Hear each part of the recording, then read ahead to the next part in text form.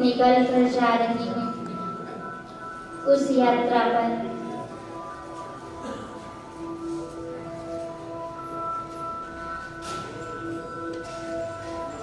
जहाँ मेरा घर है।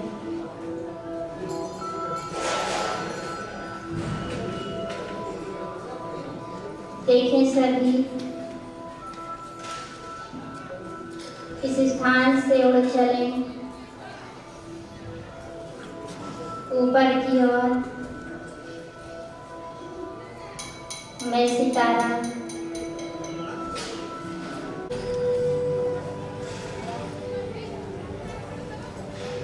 चांद सितारों की दुनिया में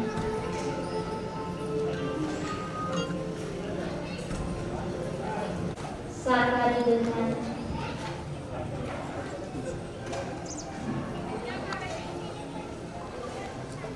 पांच तत्वों की दुनिया में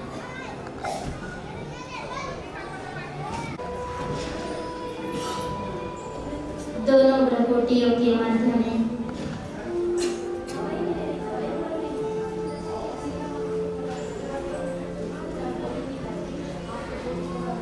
जहाँ हम तिलक लगाते हैं। अनुभूति की, क्योंकि परमात्मा की शक्तियाँ निश्चित ही आत्मा को सशक्त करती हैं।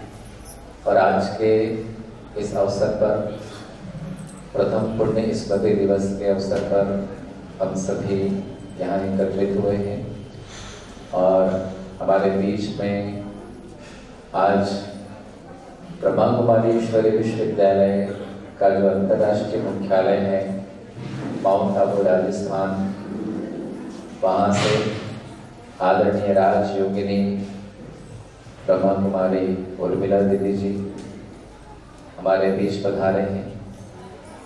ज्ञान की उन गहराइयों को हमारे बीच में स्पष्ट करेंगे, जिसके माध्यम से आज मानव जीवन के अंदर में हमें किस प्रकार से अपनी तैयारी करनी है, अपने आप को आंतरिक शक्तियों से कैसे भरपूर करना है। क्योंकि वर्तमान समय भी हम सबको एक विशेष इशारा दे रहा है परिवर्तन का, लेकिन उस परिवर्तन को अपने जीवन में हम सहज कैसे ला सकते हैं, इसकी जागृति और उस अंतिम समय के लिए हमें कौन सी वो तैयारी करनी है जिसके माध्यम से हम अपने जीवन को सशक्त बना सकते हैं, अपने आत्मा को सर्व शक्तियों से और सर्व गुणों से हम भरपूर कर सकते हैं। निश्चित ही आज स्वयं की पहचान जब जीवन के अंदर में हो जाती है और उस शक्तियों को अपने जीवन में जब हम महसूस करते हैं, तो आने वाली उन परिस्थितियों का सामना हम सहज रीति से कर पाते हैं। क्योंकि समय भी हमें इशारा कर रहा है, वर्तमान समय कई प्रकार की चुनौतियाँ हमारे सामने हैं, लेकिन आध्यात्मिक शक्तियों को अपने जीवन में समाकर हम किस प्रकार से आने वाली उन चुनौतियों का सामना कर सकते हैं। तो निश्चित आज हम इन सभी विषयों पर आज आदरणीय बहन जी के द्वारा हम उस वक्तव्य को सुनेंगे। निश्चित ही आज हम अपने जीवन के अंदर में कई प्रकार का पुरुषार्थ कर रहे हैं, लेकिन स्वयं की पहचान हम कौन हैं, वो परम सत्ता परमात्मा कौन है, वो जो वर्तमान समय जिसे हम कल्याणकारी संगम युग कहते हैं, इस संगम युग पर निराकार परमात्मा इस धरा पर अवतरित होकर हम सभी आत्माओं को ये दिव्य संदेश दे रहे हैं कि अब हम अपनी बुद्धि को समेटकर उस परम पिता परमात्मा से कैसे जुड़ें, कारोबार करते हुए भी, कर्म करते हुए भी उस परम सत्ता परमात्मा को हम कैसे याद करें। क्योंकि याद तो हर कोई कर रहा है, लेकिन यथार्थ याद कौन सी जिसके द्वारा हम अपने जीवन के उन विकर्मों को विनाश कर सकते हैं, तो निश्चित ही स्वयं को जब हम जान लेते हैं, उस परम सत्ता से अपना संबंध जोड़कर सर्व शक्तियों का अनुभव जब जीवन के अंदर में करते हैं, तो निश्चित ही हमारे जीवन के अंदर में परिवर्तन आता है और स्व परिवर्तन से ही हम विश्व परिवर्तन के कार्य में अपना सहयोग प्रदान करते हैं। तो आज निश्चित ही हम सब के लिए अवसर है कि हम अपने जीवन की वो तैयारी कैसे करें। आज हम देखें एक स्थान से जब दूसरे स्थान पर भी जाते हैं तो तैयार होकर के जाते हैं, लेकिन वो तैयारी कौन सी है और उसके लिए हमें किन सब चीज़ों का ध्यान रखना है। क्यों? क्योंकि कहा जीवन बहुत अमूल्य है और जीवन के मूल्य को जब हम जान लेते हैं तो निश्चित इस जीवन का आनंद अपने जीवन के अंदर में हम महसूस करते हैं। क्योंकि आज हम देख रहे हैं वर्तमान समय में कई सारी ऐसी समस्याएं आज मानव जीवन के अंदर में है। जब प्राय से कहा जाता है कि परमात्मा के लिए कुछ समय निकालिए, तो व्यक्ति की यही शिकायत होती है कि मेरे पास समय नहीं है। तो निश्चित आज हम देखें, हम केवल गाते तो आए हैं, परमात्मा को भिन्न भिन्न रूपों से हम याद करते आए हैं कि तुम ही हो माता पिता, तुम ही हो बंधु सखा, लेकिन यथार्थ में क्या हमने उसके साथ वो संबंध जोड़ा है? जब तक कहा केवल हमने उसको गाया है, लेकिन जब उसके साथ हमारा संबंध जुड़ जाता है तो निश्चित ही उन प्राप्तियों का अनुभव अपने जीवन के अंदर में हम सहज रीति महसूस करते हैं। तो वर्तमान समय परमात्मा भी हम बच्चों को यही शिक्षा दे रहे हैं कि हम अपने अस्तित्व को जानकर अब परमात्मा से अपना संबंध जोड़कर परमात्मा से सर्व शक्तियों का, सर्व गुणों का अनुभव करके हमें आत्मा को भरपूर करना है। क्यों? क्योंकि समय बहुत तीव्र गति से आगे बढ़ रहा है, लेकिन हम कहा समय के महत्व को ना जानते हुए निश्चित कहा अपने जीवन के अंदर के उन अमूल्य क्षणों को यूं ही व्यर्थ गवा रहे हैं। इसलिए का इस मानव जीवन के अंदर में यदि इस परम आनंद का अनुभव हमने नहीं किया तो निश्चित कहा कि आज भी हम देखें कि आज जानवरों के जीवन में और हमारे जीवन में कोई ज़्यादा अंतर नहीं है। खाना, सोना, पीना, गृहस्थी चलाना, एक आप वो भी कर रहे हैं, लेकिन परमात्मा ने हमें किसी विशिष्ट कार्य के लिए इस धरा पर भेजा है और उस कर्तव्य को जब हम जान लेते हैं, इसलिए तो हम कहते हैं नर ऐसी करनी करे जो नर से श्री नारायण बने और नारी ऐसी करनी करे जो श्री लक्ष्मी बने। वह कर्तव्य परमात्मा हम सभी आत्माओं को सिखा रहे हैं। तो निश्चित ही आज का यह दिवस हम सब के लिए अपने आप को आध्यात्मिक शक्ति और ऊर्जा से हम भरपूर होंगे। हमारे बीच में आदरणीय राज योगिनी ब्रह्मा कुमारी उर्मिला दीदी जी पधार चुके हैं।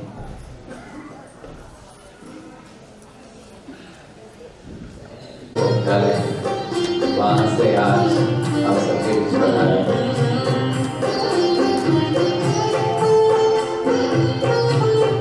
जिससे निवेदन करूँगा मंच पर अपना स्थान ग्रहण करें। आदरणीय ब्रह्मा कुमारी शैला बहन, आदरणीय ब्रह्मा कुमारी अन्नपूर्णा देवी जी को भी मैं निवेदन करता हूँ कि मंच पर अपना स्थान ग्रहण करें।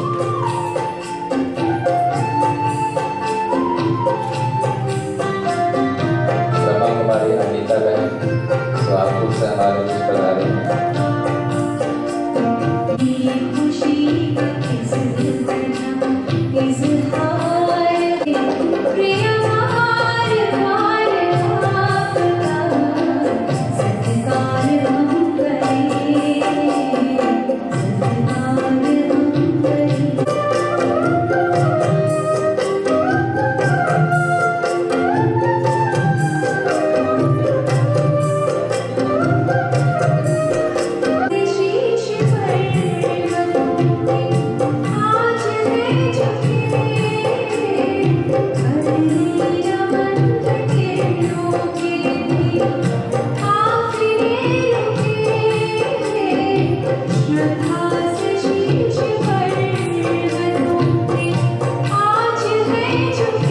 हमारे बीच में इंदौर से आदरणीय राजयोगिनी ब्रह्मा कुमारी अन्नपूर्णा दीदी जी पधारे हैं।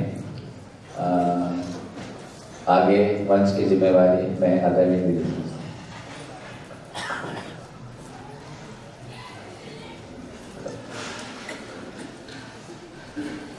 ओम शांति। प्रजापिता ब्रह्मा कुमारी ईश्वरी विश्वविद्यालय आप सभी का हार्दिक स्वागत करता है, अभिनंदन करता है। आज हम सब अपने परम पूज्य परम आदरणीय राजयोगी फ्राक दिल रहने वाले और सबको आगे बढ़ाने वाले हमारे आदरणीय मांगीलाल भाई साहब के निमित्त एकत्रित हुए हैं।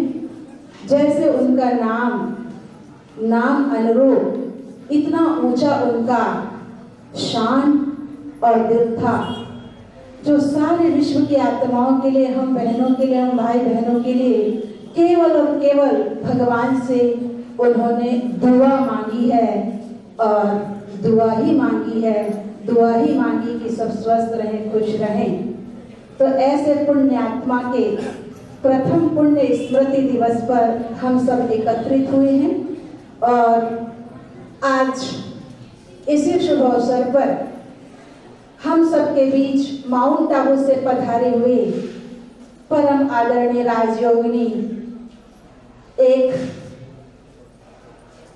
कुशल वक्ता, जिनके लिए तो मेरे पास शब्द भी नहीं है, इतना हम सबको परमात्मा के नजदीक ले जाने वाली तपस्या भूमि, वरदान भूमि, हेड क्वार्टर माउंट आबू से पधारी हुई हमारी आदरणीय उर्मिला दीदी मंच पर विराजित हैं।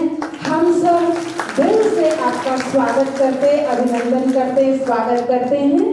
और पिपरिया से हमारी आदरणीय राजयोगिनी ब्रह्मा कुमारी सैलम दीदी भी पधारी हैं, उनका भी हम मंच पर अभिनंदन करते, स्वागत करते हैं।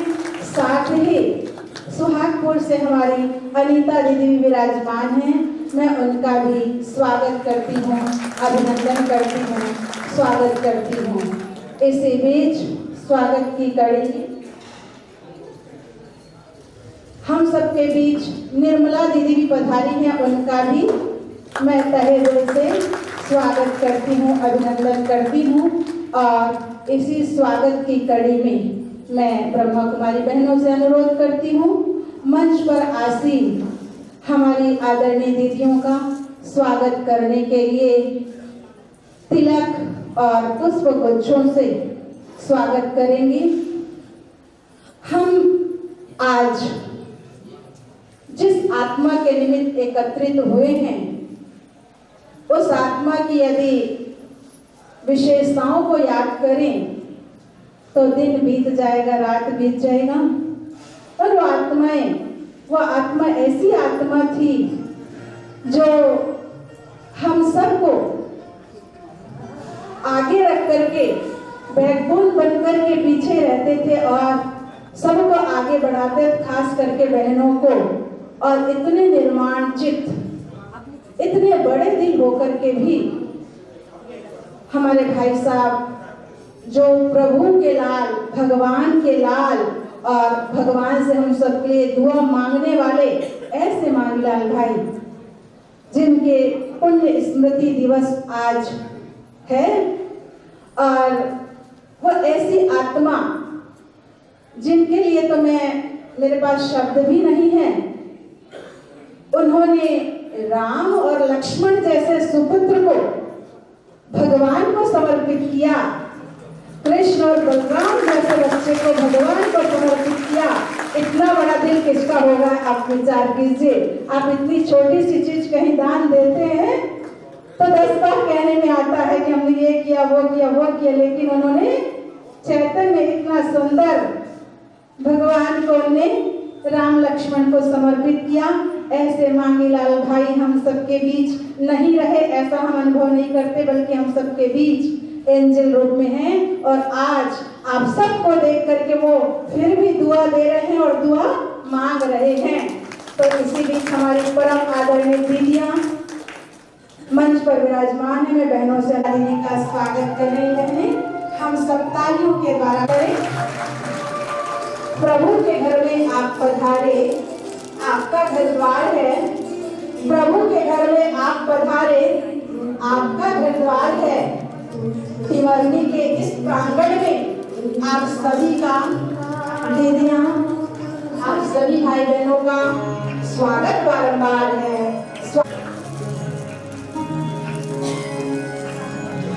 दीदियों का स्वागत करें।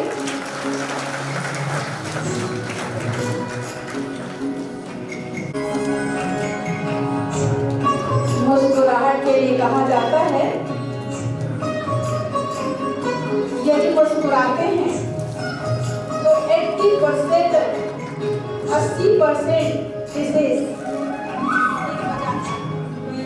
हमारे बीच में इंदौर से भी आदरणीय अनुराधा जी आई हुई हैं। इनका भी हम पुष्पगुच्छ से हार्दिक स्वागत करते हैं।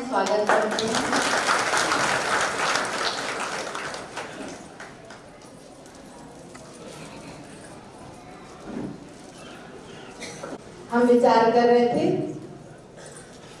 जब हम मुस्कुराते तो हमारा 80% विशेष ठीक हो जाता है।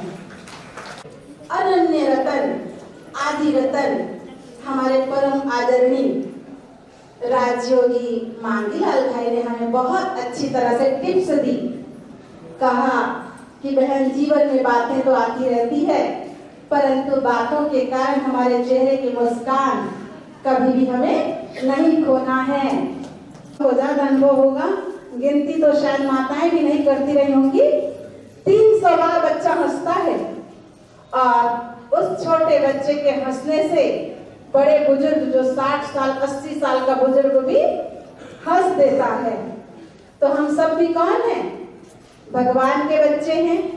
भगवान के बच्चे होकर हम सदा मुस्कुराते रहें, जो हमारे आदरणीय मांगीलाल भाई साहब ने हमें सिखाया, और औरों को भी मुस्कुराना सिखा देना है। हम सबके बीच प्रेरणा के स्रोत रहे और हमें भी प्रेरणा का स्रोत बन जाना है। कहते हैं सर्दी है, गर्मी है, ये अजब दुनिया का नजारा है। सर्दी है, सर्दी लग रही नहीं ना? सर्दी है, गर्मी है, ये अजब दुनिया के नजारे हैं। और प्यास तो उनको भी लगती है जो दरिया के किनारे हैं, जो दरिया के किनारे हैं। किनारे रहने वालों को भी प्यास लगती है। तो अभी हम सबके बीच हमारी परम आदरणीय सैलम बहन जी बैठी हुई हैं।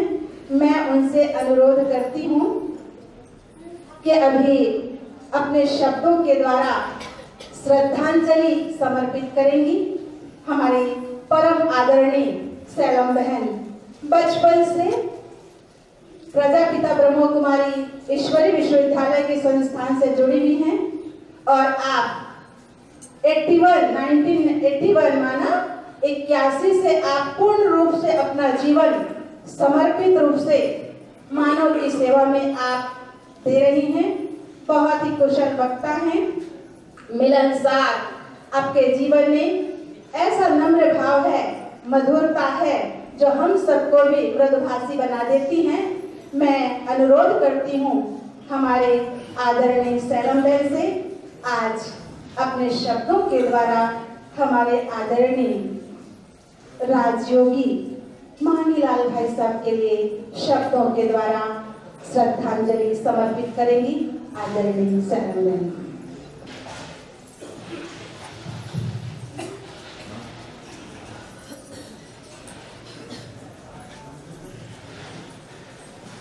ओम शांति। मंचासीन परम आदरणीय उर्मिला दीदी जी, जो माउंट आबू से हमारे बीच में पधारे हैं। सोहागपुर से पधारी अनीता दीदी, बाबई से पधारी निर्मला बहन,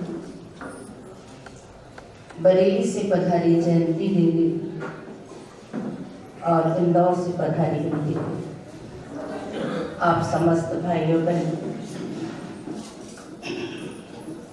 समय बीत जाता है, यादें बाकी रह जाती हैं।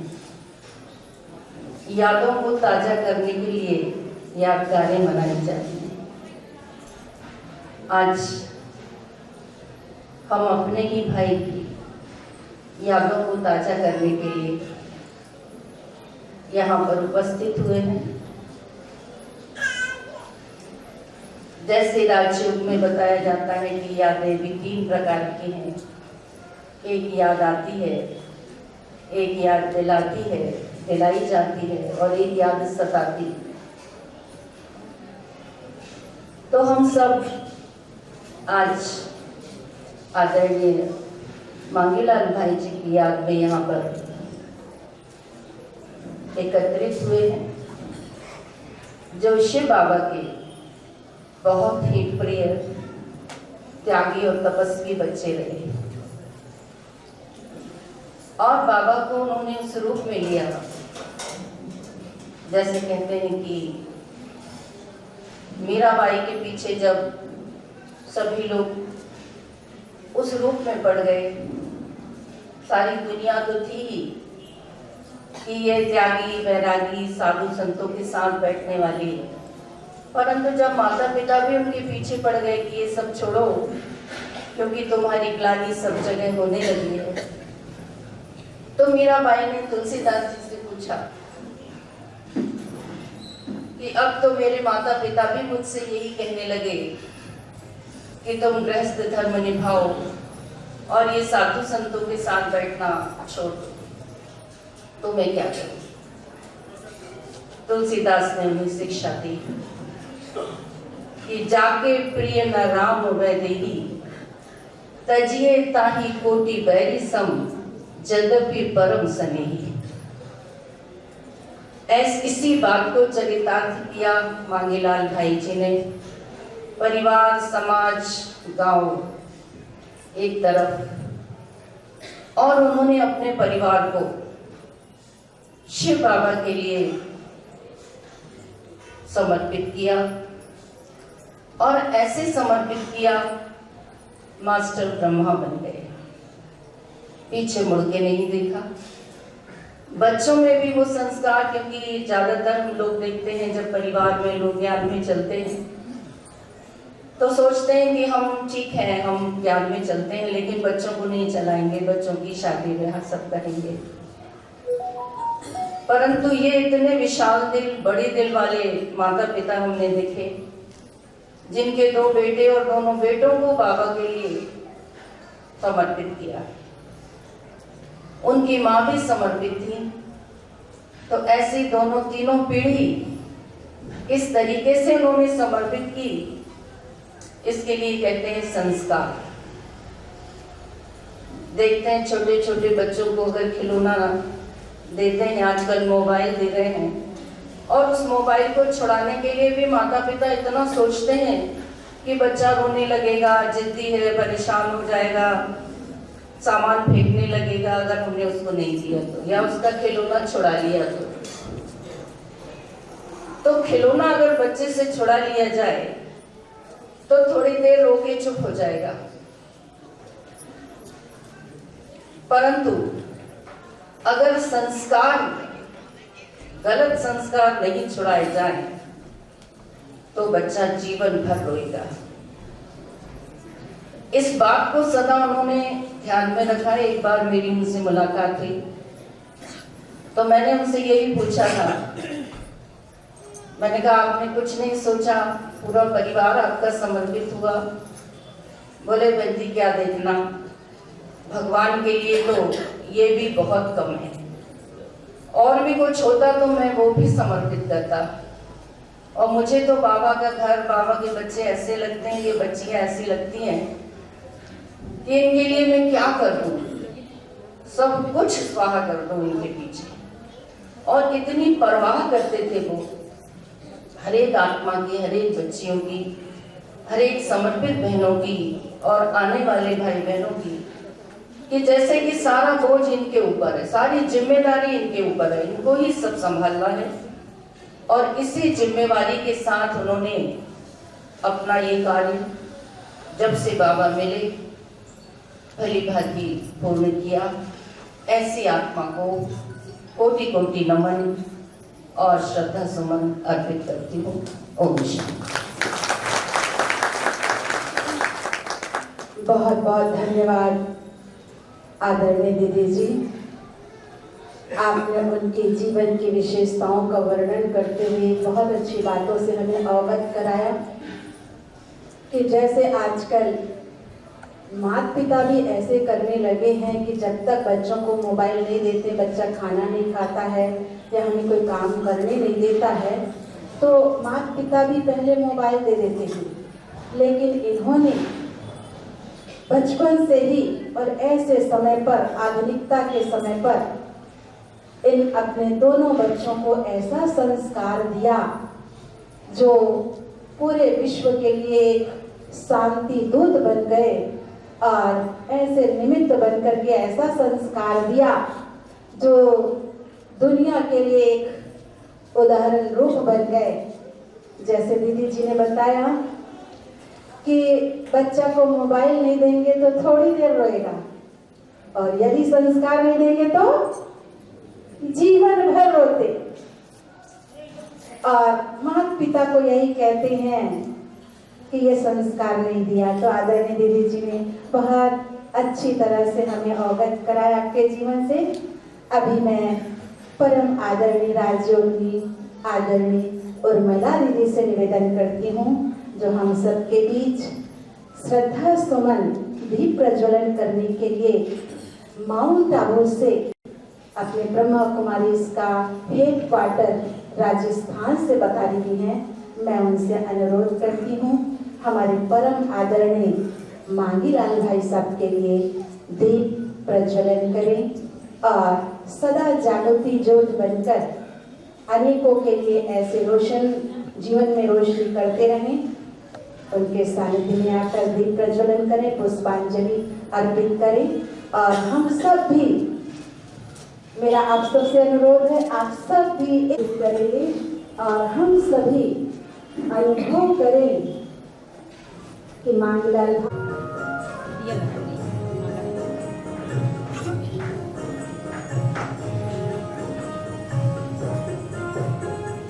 शुभ संकल्पों के दीप शुभ संकल्पों के दीप जलाए अपने अपने मन में जग उजियारा होगा प्रेम से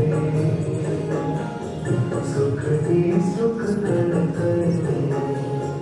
शुभ संकल्पों के दीप जलाए।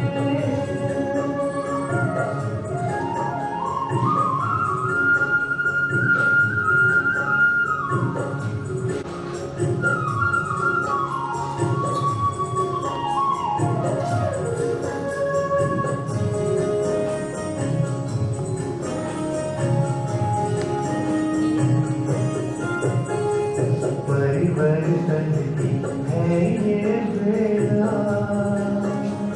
राजयोग का मार्ग यही है। दिव्यता की बन जाए मूरत मंदिर से सदन में जग उजियारे सुख ही सुख कर शुभ संकल्पों के दीप जलाए।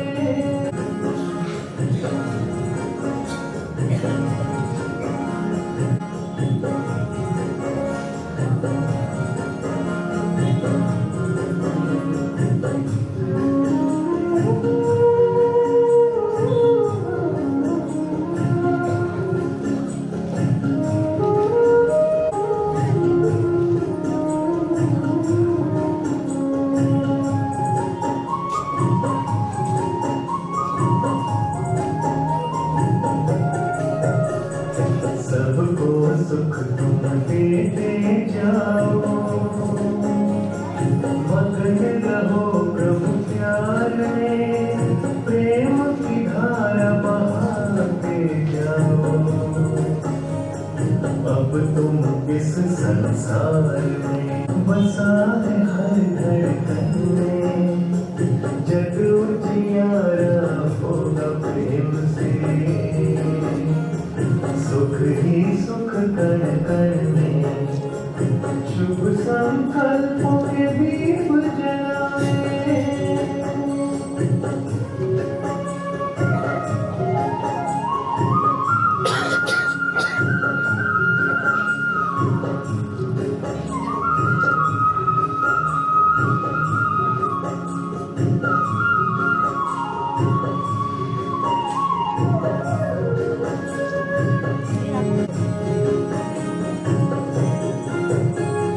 जैसे बरसे गगन से बादल,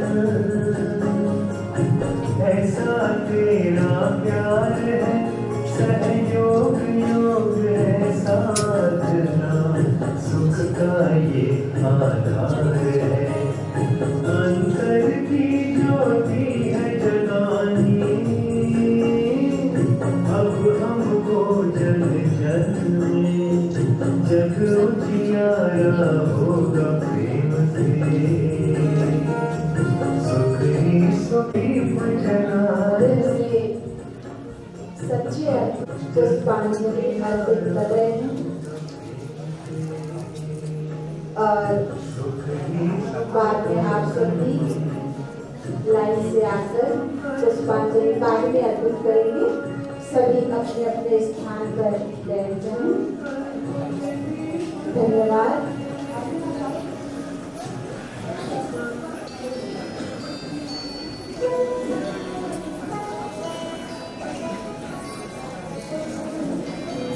हमेशा हमें हमारे आदरणीय मांगीलाल भाई साहब कहते थे, साहस देते थे, बाबा बैठा है चिंता मत करो। बाबा कहता है कि हिम्मत नहीं हारो, कोशिश करते रहो, कोशिश करने वालों की हार कभी नहीं होती। अब निर्बंधन होकर के हम सबको हिम्मत का हथियार हमें ना खोना है। मुस्कुरा दो, मौसम तो मस्ताना है, मौसम तो मस्ताना है। कैसा भी मौसम आए, कैसी भी जीवन में परिस्थिति उतार चढ़ाव आए, पर हिम्मत नहीं हारना। हिम्मते खुदा और बच्चे मददे खुदा। हम हिम्मत रखते बच्चे तो मदद खुदा की मिलती है। ऐसा बार बार हम बहनों को ध्यान खिंचवाते थे। अब मैं कौन सा संस्मरण उनका सुनाऊं, समय का भी अभाव होता है। जब हमारे इंदौर में कभी सेंटर आते थे तो बस दीदी पर इतना सा ही चाहिए और कुछ भी खाना है, मैं तो जहाँ भी बैठ जाऊँ चलेगा। इतना सरल स्वभाव मैंने तो कभी देखा नहीं। इतना अच्छा स्वभाव जो हम सबके लिए प्रेरणा के स्रोत रहे। अब ऐसे ही हम सबके बीच पधारी हुई हमारी अनीता बहन अपने शब्दों के द्वारा चंद शब्दों में संक्षिप्त में आदरणीय भाई साहब के लिए एक श्रद्धांजलि अर्पित करेंगे। आदरणीय अनीता बहन।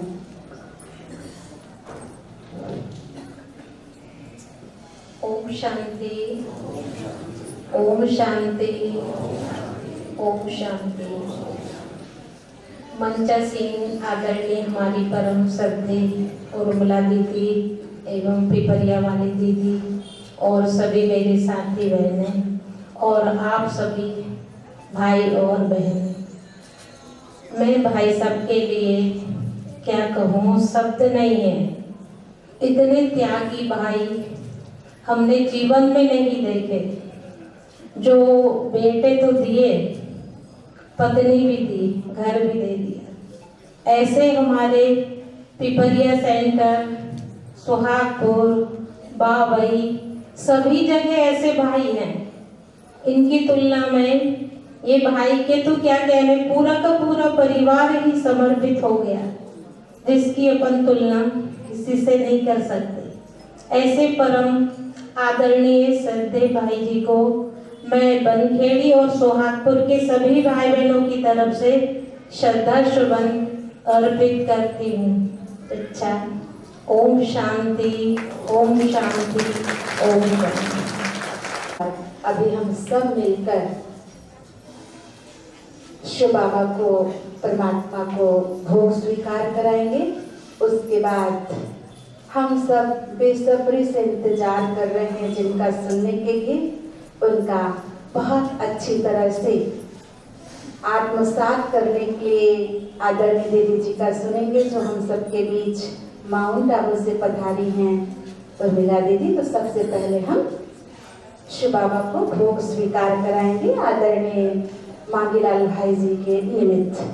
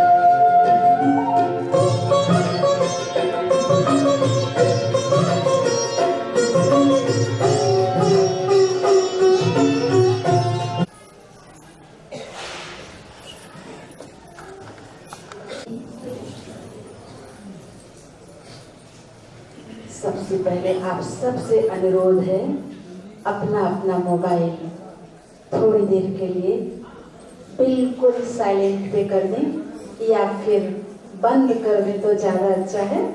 बच्चा है, बीच बीच में रोने लगता है और फिर रोता है तो हम डिस्टर्ब हो जाते।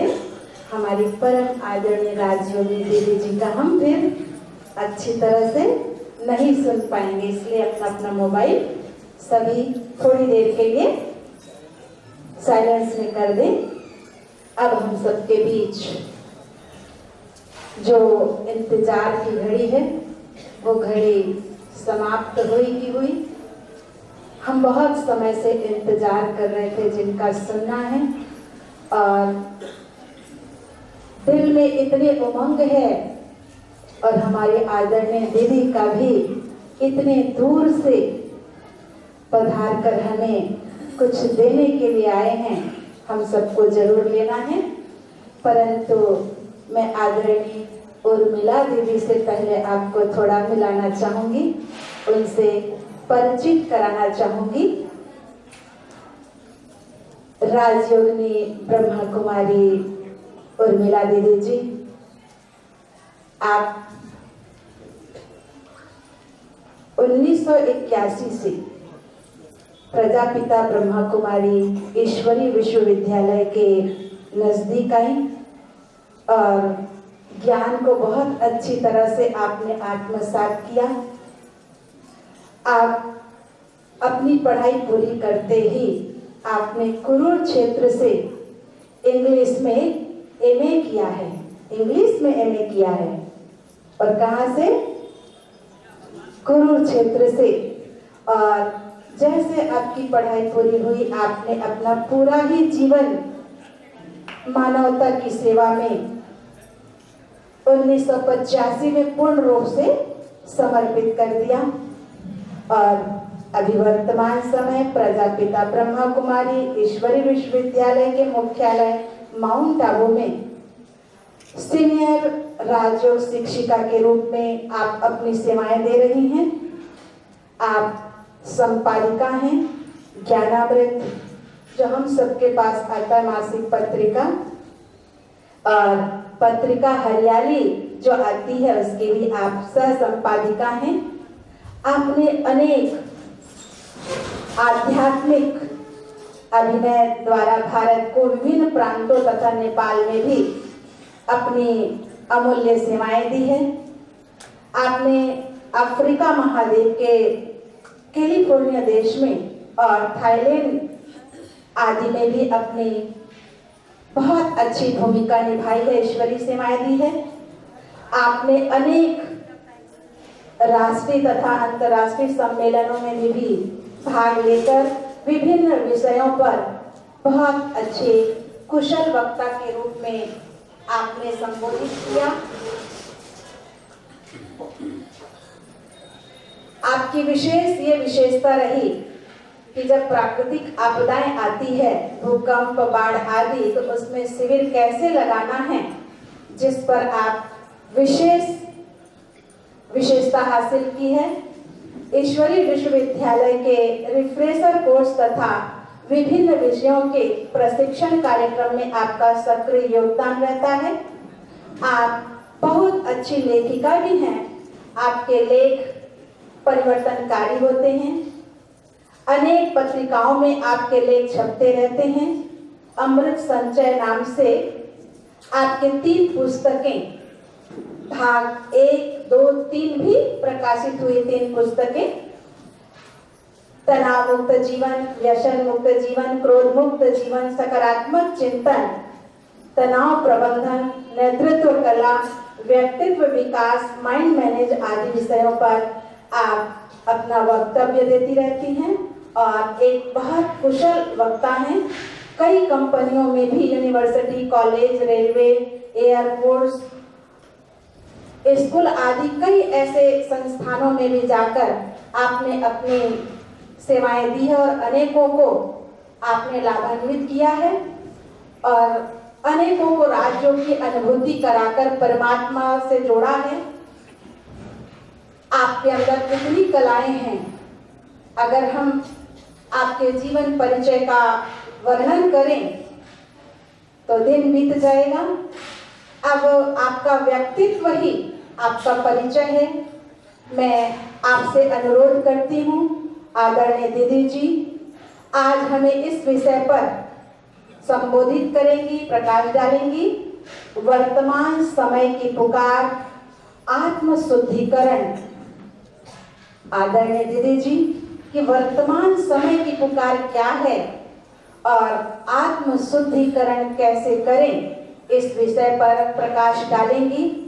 और हम सबके बीच हमारी परम आदरणीय राजयोगिनी उर्मिला दीदी जी विराजित हैं। हम सब अपने एक हाथ की ताली से दीदी जी का स्वागत करते हैं, अभिनंदन करते हैं, स्वागत करते हैं और निवेदन करते हैं आज के विषय पर प्रकाश डालें। आदरणीय दीदी जी।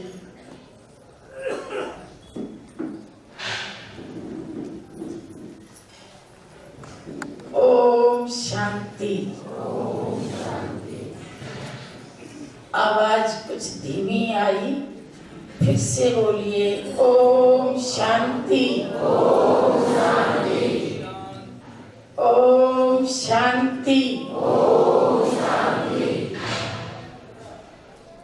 परम कल्याणकारी, परम प्रिय परमात्मा शिव की अति प्रिय संतान मध्य प्रदेश के कोने कोने से पधारी मंच पर विराजमान मेरी अति प्रिय अति स्नेही बहनें,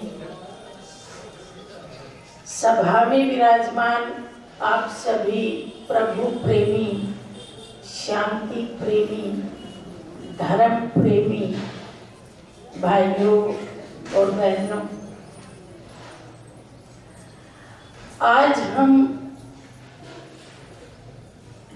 जिस कार्यक्रम में शामिल हुए हैं, मैं अपने आप को अति सौभाग्यशाली मानती हूँ कि एक आध्यात्मिक योद्धा, एक रूहानी समाज सेवक, एक विश्व परिवर्तन के ध्वजवाहक और धरती पर आए भगवान के कार्य में सहयोग देने वाले उनके राइट हैंड, ऐसी दिव्य पुण्य आत्मा के श्रद्धांजलि समारोह में मैं शामिल होकर अपने को गौरवान्वित महसूस कर रही हूँ।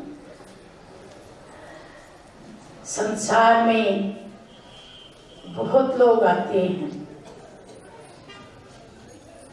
और भगवान से कुछ कुछ मांगते हैं, लेकिन ऐसे कितने लोग हैं जो भगवान को भी देते हैं, अपना तन देते हैं, मन देते हैं, धन देते हैं, अपने संबंध उस पे कुर्बान कर देते हैं। तो हमारे मांगीलाल भाई जी वो आत्मा थी जिन्होंने भगवान को दिया, मांगा कुछ नहीं, और कहते हैं जीवन में देना नहीं होता, लेना होता है।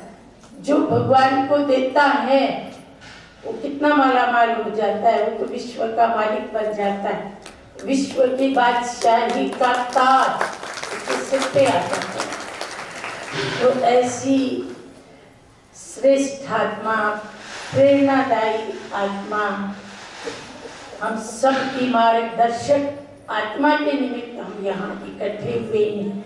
और जैसे उनका जीवन शुद्ध था, पवित्र था, निर्मल, निश्चल, बेदाग था, तो आज हमने उसी विषय को चुना है जिस पे हम चर्चा करेंगे।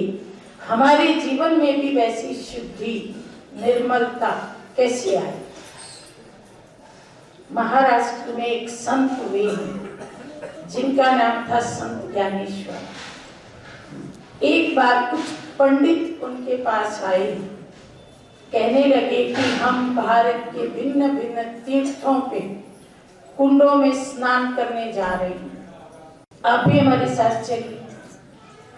ज्ञानेश्वर जी ने कहा मैं तो बहुत व्यस्त हूँ, ये मेरा एक करेला है, इसे आप ले जाइए, जहां आप डुबकी लगाएं करेले को भी डुबकी लगवा देना, आप पवित्र हो जाएंगे, मेरा करेला भी पवित्र हो जाएगा। तो पंडितों ने वो करेला ले लिया। एक हफ्ते बाद लौटे, कहने लगे ज्ञानेश्वर जी हम पूरी तरह से शुद्ध हो गए, पवित्र हो गए, सारे पाप कट गए। ज्ञानेश्वर जी ने कहा मेरा करेला कहाँ दिखाओ, वो थोड़ा बासी बासी हो गया था। बोला तुमने इनको डुबोया था कुंड में? हाँ डुबोया था। तो उन्होंने करेले को तोड़ा और तोड़ने के बाद एक टुकड़ा जीभ पे रखा। बोला ये तो वैसा ही कड़वा है, मीठा तो हुआ नहीं। अगर करेला कड़वे से मीठा नहीं हुआ तो मैं कैसे मानूं कि कुंडों में नहा के तुम बदल गए, तुम शुद्ध हो गए, तुम्हारे पाप कट गए, तुम्हारी आत्मा चमकदार हो गई। अगर करेले को मीठा बनाना है तो क्या करना पड़ेगा? अगर यहाँ कोई कृषि क्षेत्र का वैज्ञानिक बैठा हो तो वो बताएगा, करेले को अगर मीठा बनाना हो तो पहले उसके बीज को लिया जाता है, फिर जो कृषि प्रयोगशाला होती है उसमें उस बीज के ऊपर एक प्रोसेस, एक प्रक्रिया की जाती है। उसके जो कड़वे इंग्रेडिएंट है वो बाहर निकाले जाते हैं और उसमें दूसरी प्रकार के इंग्रेडिएंट इंजेक्ट किए जाते हैं और उस बीज को जब बोया जाता है तो अगली बार मीठा करेला पैदा होता है। पत्तों पे प्रयोग नहीं होता, बेल पे प्रयोग नहीं होता, फल पे प्रयोग नहीं होता, प्रयोग किस पे होता है? बीज पे, सीड पे। अगर आप मानव को कड़वे से मीठा बनाना चाहते हैं, शुद्ध बनाना चाहते हैं, तो आपको शरीर पे प्रयोग नहीं करना है, आपको मानव के सीड पे प्रयोग करना है। और इस मानव जीवन का सीड क्या है, बीज क्या है, जिसके आधार पे शरीर निर्मित होता है, जिसके निकल जाने पे शरीर निर्जीव हो जाता है, वो सीड है चेतना, आत्मा। तो आत्मा का परिवर्तन, आत्मा का शुद्धिकरण कैसे होगा? जब वो ज्ञान स्नान करे, जल स्नान नहीं, ज्ञान स्नान। महाभारत में यक्ष युधिष्ठिर संवाद में यक्ष ने युधिष्ठिर से पूछा, जल से पतला क्या? युधिष्ठिर ने उत्तर दिया, जल से पतला ज्ञान है। जहाँ जल नहीं पहुंच पाता वहाँ ज्ञान पहुंच जाता है। तो जब हम जल में स्नान करते हैं तो केवल मस्तक को छूता है जल तो, लेकिन मस्तक के भीतर बैठी आत्मा तक कौन पहुंचता है? ज्ञान। इसलिए जब तक हम ज्ञान सुनेंगे नहीं, ज्ञान स्मरण नहीं करेंगे, ज्ञान को जीवन में धारण नहीं करेंगे और ज्ञान को अपने कर्मों में प्रत्यक्ष नहीं करेंगे, तब तक आत्मा रूपी बीज का शुद्धिकरण होगा। अब सवाल उठता है, आत्म शुद्धि, तो ये आत्मा क्या चीज है? नाम तो हम दिन में कई बार लेते हैं, कितनी बार कहते हैं मेरी आत्मा को मत सताओ। आप सबने जरूर बोला होगा, अरे किसी की आत्मा को नहीं सताना चाहिए। मेरी आत्मा इस बात को बिल्कुल नहीं मानेगी। ऐसी बहनों ने बोला है, कितनी बार बोला है, पीछे वाली बहनों ने बोला है, भाइयों ने बोला है। ऐसा शब्द को हम बोलते तो हैं, पर वो है क्या चीज? कहाँ है शरीर में जिसको सताना नहीं चाहिए, दुखाना नहीं चाहिए? है कहाँ? कैसा रंग, रूप, लंबाई, चौड़ाई, कितना वजन है? हम सब मौन बैठे, इसका मतलब क्या हुआ? अगर मैं पूछूं आंख कहाँ है, हम सब एक्टिव हो जाएंगे, तुरंत बताएंगे। अच्छा मस्तक कहाँ है, तुरंत बताएंगे। लेकिन आत्मा क्या है, कहाँ है, कैसी है? इसका कारण है, आपका कोई दोष नहीं।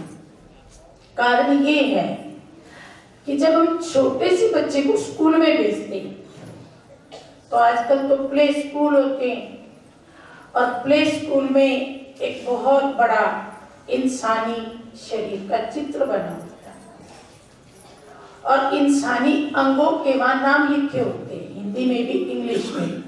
महिलाएं जरूर लेके गई होंगी अपने पोतरे दोतरे, तो वहां सबसे पहले यहाँ से शुरुआत होती है हेड, उसके बाद फोरहेड, और फोरहेड के बाद हम सीधा आईज पे आ जाते हैं। आईज, नोज, लिप्स, चिन, थ्रोट, शोल्डर। बीच में क्या छूट गया जिसकी चर्चा नहीं हुई?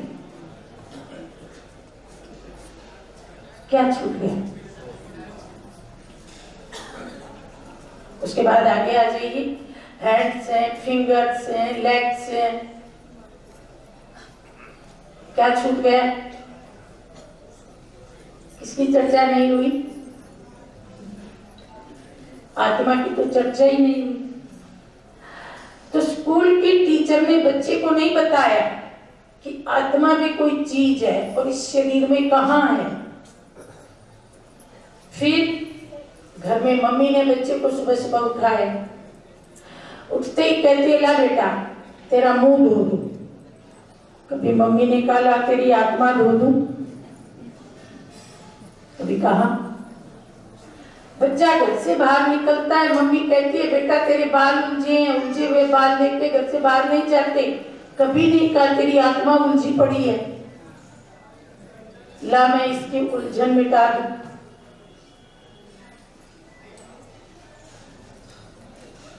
तो स्कूल में टीचर ने आत्मा के बारे में कुछ नहीं बताया, घर में मम्मी ने कुछ नहीं बताया, और बच्चा आत्मा के बारे में कोरा कागज ही रह गया।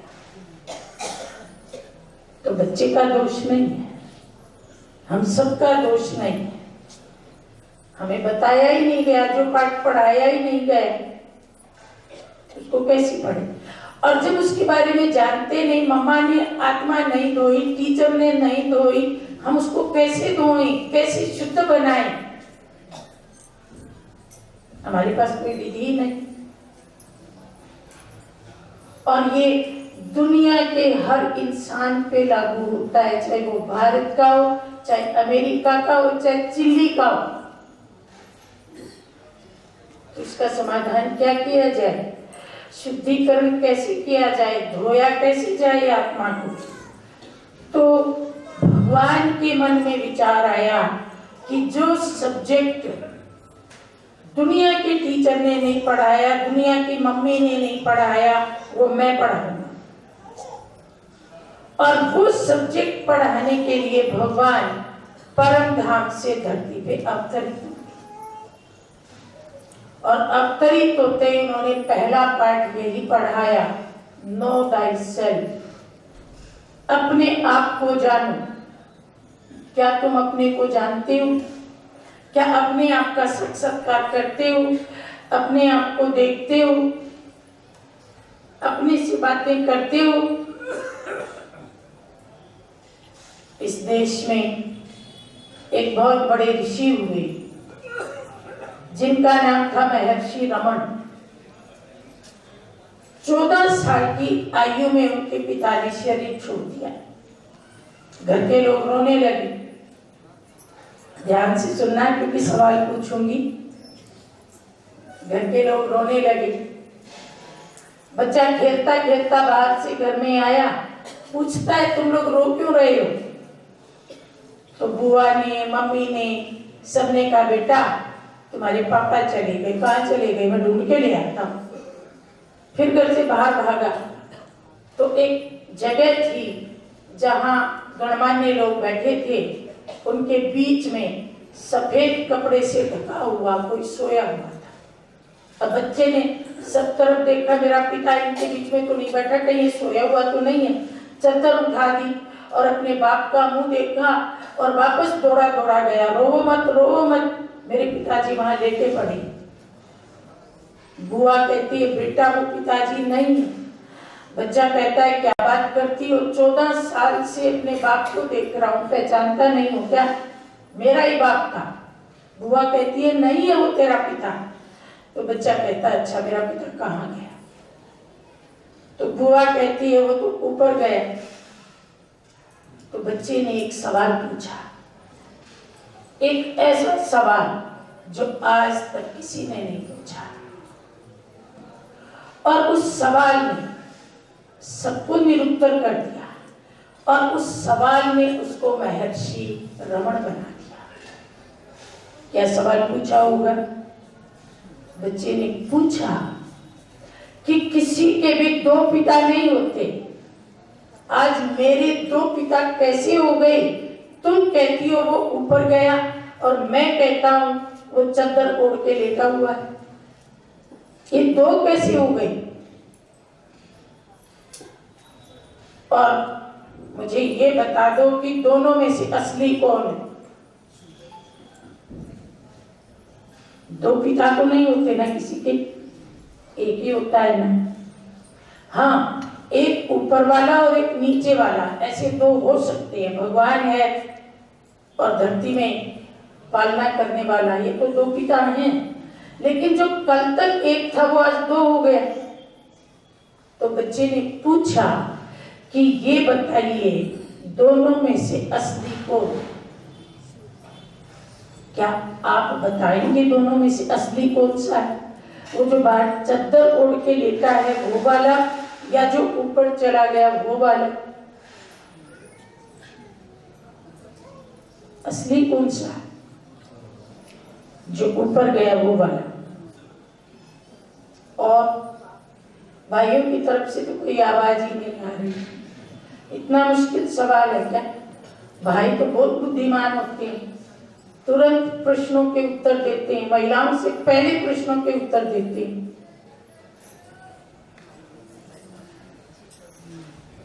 असली कौन सा?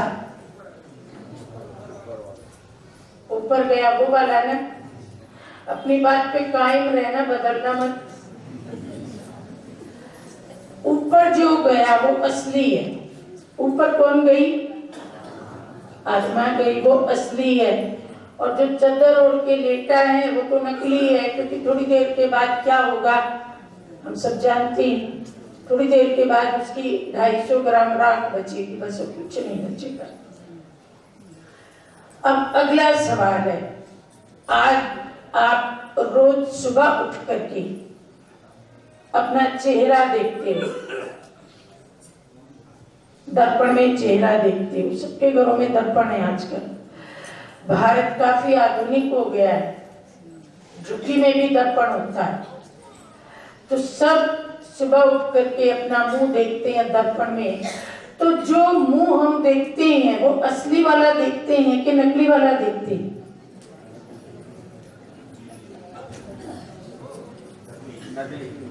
नकली वाला। तो नकली देखते देखते जिंदगी के 40 साल गुजर गए, 50 गुजर गए, असली कब देखेंगे? या नकली देखते देखते ही दुनिया से चले जाएंगे? असली देखने की इच्छा नहीं होती क्या? असली का सत्कार करने की इच्छा नहीं होती क्या? असली मुंह, रियल मुंह, ओरिजिनल मुंह, भगवान ने जो धरती पे भेजा था वो वाला मुंह। क्योंकि ये तो गिरगिट की तरह रंग बदलता है। पहले बाल काले थे फिर सफेद हो गए, पहले गाल गोल गोल थे फिर अंदर गड्ढे हो गए, पहले चमड़ी एकदम टाइट थी फिर नीचे लटकने लगी, पहले कमर सीधी थी फिर झुकने लगी। ये तो रंग बदल रहा है। लेकिन वो असली चेहरा जो कभी नहीं बदलता, जन्मे तब भी वैसा ही था और जब संसार से अगली यात्रा पे गए तब भी वैसा ही था। उसको कब देखते? देखने की इच्छा होती? देखना चाहते हो कि नहीं? वो असली चेहरा आत्मा, क्योंकि भगवान के घर से हमें प्रकाश के बिंदु, प्रकाश के कण के रूप में आए। और जब भगवान के घर से आए थे तो हमारा रूप एकदम शाइनिंग स्टार था, एक लाइट हाउस की तरह से था, एक चमकते हुए सूर्य की तरह से था, बेदाग, जिसमें न काम, न क्रोध, न लोभ, न मोह, न अहंकार, न ईर्ष्या, न द्वेष, न नफरत, जिसमें 7 मूल गुण थे: ज्ञान, पवित्रता, शांति, प्रेम, सुख, आनंद और शक्ति। सतोगुणी आत्मा धरती पर आई थी। और उसका प्रमाण हमारे पास है। जब एक छोटा बच्चा घर में पालने में झूलता है, सबके घरों में सबने छोटे छोटे बच्चों को देखा है, 6 महीने का बच्चा, 8 महीने का बच्चा पालने में कैसे झूलता है, हाथ पांव ऐसे मारता है। कई तो कहते बच्चा साइकिल चला रहा है। उस बच्चे के पास ये सातों के सातों गुण है।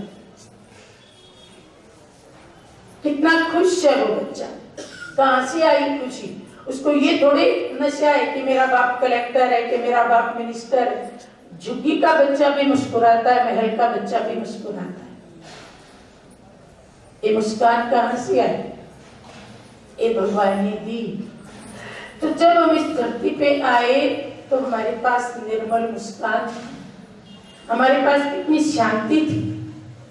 बच्चे की दादी को गुस्सा आया, बच्चे की मम्मी को गुस्सा आया, पर जैसे ही पालने के पास आके बैठे तो क्या हुआ? क्या हुआ बहन? गुस्सा उड़ गए और बच्चे के साथ आप भी मुस्कुराने लगे, गुस्सा भूल गए, शांति आ गई। बच्चे के पास कोई तीर नहीं, तलवार नहीं, भाला नहीं, मुख में आवाज नहीं, हाथों में ताकत नहीं, पर उसने आपको बदल डाला।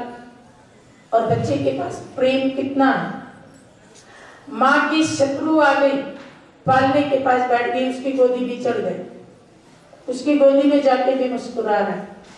प्रेम ही प्रेम है। और कुछ है, किसी ने डांट दिया, भूल गया, फिर उसकी गोद में जाके मुस्कुराने लगा। किसी की बात चित्त पे नहीं रखता है, निर्मल चित्त, जो सुना फिसल गया। तो हम सब ऐसे थे कि नहीं थे? जो कहते हम सब ऐसे थे, वो जरा एक बार हाथ खड़े कर लो, थोड़ा ऊंचा हाथ खड़े करो। बाहर वाले ऐसे नहीं थे क्या? दीवार पे बैठे वो ऐसे नहीं थे क्या?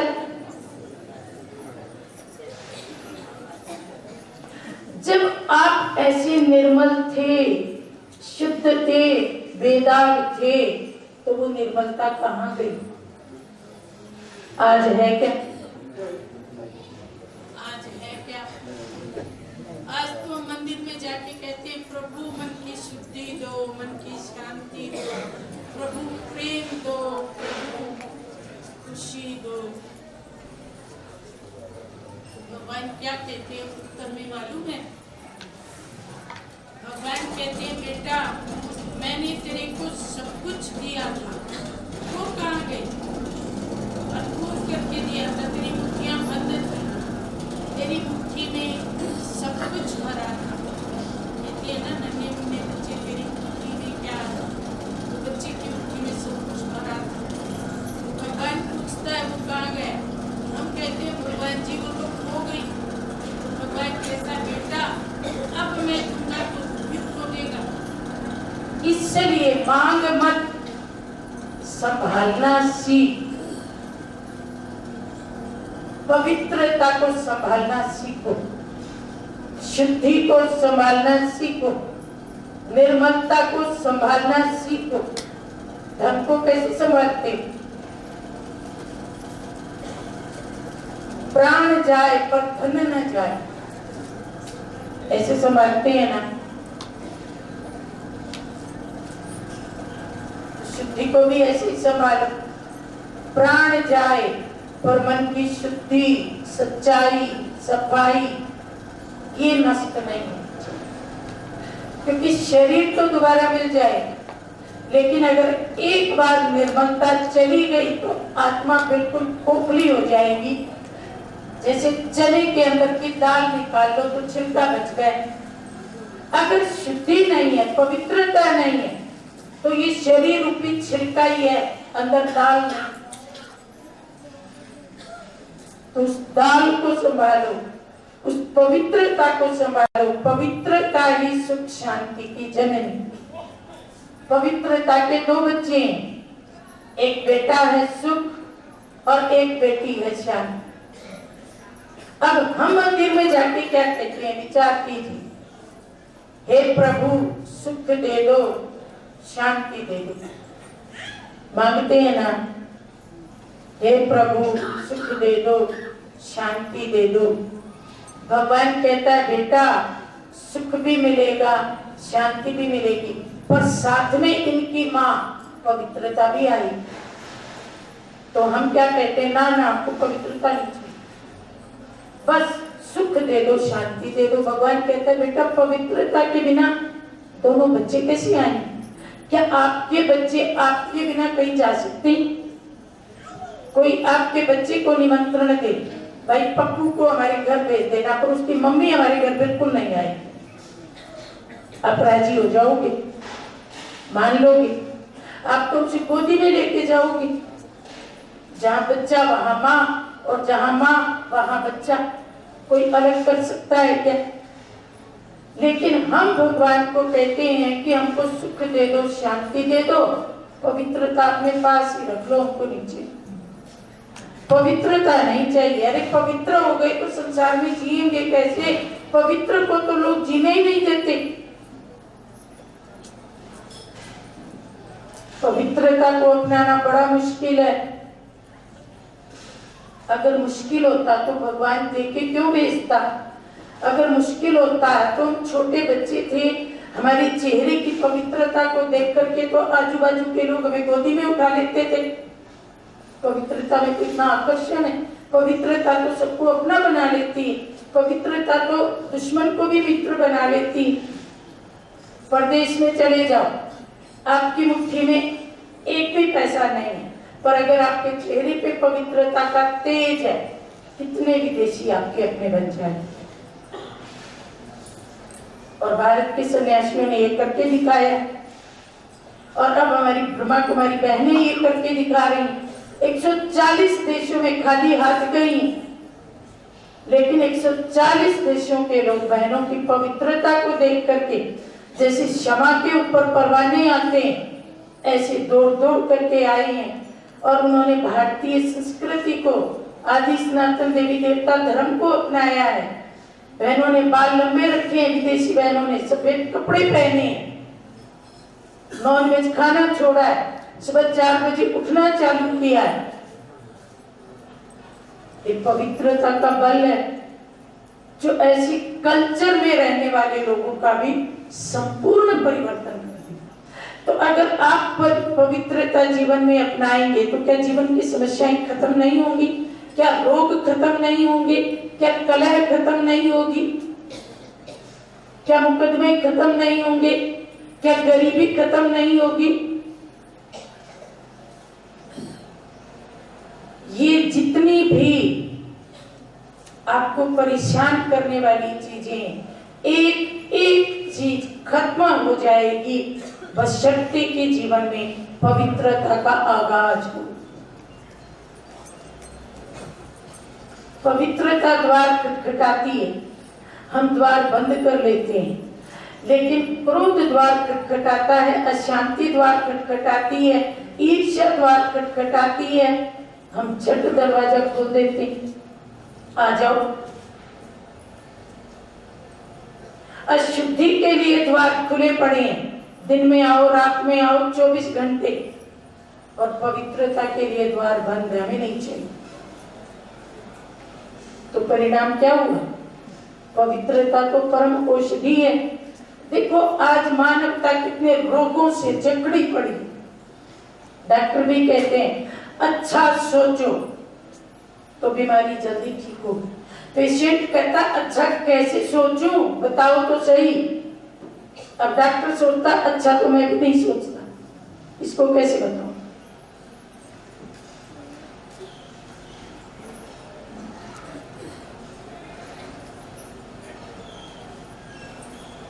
अच्छाई हमारे भीतर है, अच्छा सोचने की कला हमको आती है। हम सब बहुत अच्छा अच्छा सोचते हैं। जब हमारी माताओं के सामने उनका बच्चा आता है, कितना अच्छा सोचती हैं, इसका भला हो, इसका कल्याण हो, ये सुखी हो जाए, इसकी आयु लंबी हो, ये आगे बढ़े। सोचते हो कि नहीं सोचते हो? किस किस को अनुभव है अपने बच्चे को आशीर्वाद देने का? हाथ खड़े करो जरा। भाई भी हाथ खड़ा करेंगे, क्योंकि जब भाइयों के चरण स्पर्श करते हैं तो भाई भी अपने बच्चों को आशीर्वाद देते हैं, बेटा, पोता, भतीजा, भांजा। तो आपके भीतर कितनी अच्छी अच्छी बातें भरी पड़ी हैं। अब आपको क्या करना है? जैसे आप अपने एक बच्चे को आशीर्वाद देते हो, ऐसी सारी दुनिया के बच्चों को अपना बच्चा मान के सबको आशीर्वाद दे दो। मुश्किल है, एक बच्चे के लिए बोलते हो, समाज के जितने भी बच्चे हैं, दुनिया के जितने भी बच्चे हैं, सबकी माएं बन जाओ, जगत माता बन जाओ, सबको आशीर्वाद दुआ दे दो। मुश्किल है क्या? अब मैं माइक पे बोल रही हूँ, भले आप 500 सुन रहे हो, 5000 सुने, 5 लाख सुने, 5 करोड़ सुने, मुझे तो उतना ही बोलना है ना। आप आशीर्वाद देते हो, बोलना तो उतना ही है। 1 सुने, 1 लाख सुने, 1 करोड़ सुने, सबका भला हो, सबका कल्याण, सब सुखी हो जाए, सब निरोगी हो जाए, सबकी कलह कलेश मिट जाए, सबकी आवश्यकताएं पूर्ण हो, सबको पेट भर भोजन मिले, सबको सिर पे छत मिले। बस यही तो सोचना है, यही तो शुद्धि है, यही तो पवित्रता है। ये मुश्किल है क्या? मुश्किल है क्या? सबका भला सोचना मुश्किल है क्या? मुश्किल है क्या? सरल है, सरल है। चलिए 2 मिनट इसका एक्सपेरिमेंट करते हैं। सीधी कमर, आंखें बंद, ध्यान को भ्रुकुटी के मध्य केंद्रित कीजिए, चिंतन कीजिए, मैं शुद्ध आत्मा हूं, निर्मल, निश्चल, बेदाग, दीप्तिमान, प्रकाशमान, कांतिमान आत्मा। मेरे भीतर शुद्ध संकल्पों का कुंड है।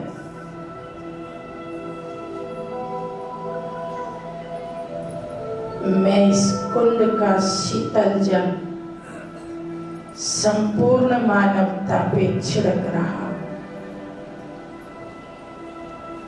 परम पिता परमात्मा से दुआ करता हूं, विश्व की सर्व आत्माएं जो मेरे भाई, मेरे ही पिता के बच्चे हैं, मेरे ही घर परम धाम से आई हैं, मेरी ही धरती माता पे रह रही है, मेरे उन सब भाइयों का भला हो, सब आगे बढ़े, सब सुखी रहें, निरोगी रहें, सबकी आयु लंबी हो, सबके घर में शांति हो, सबकी मूलभूत आवश्यकताएं पूर्ण हो, सबके जीवन में प्रेम हो, सबको भगवान का आशीर्वाद मिले।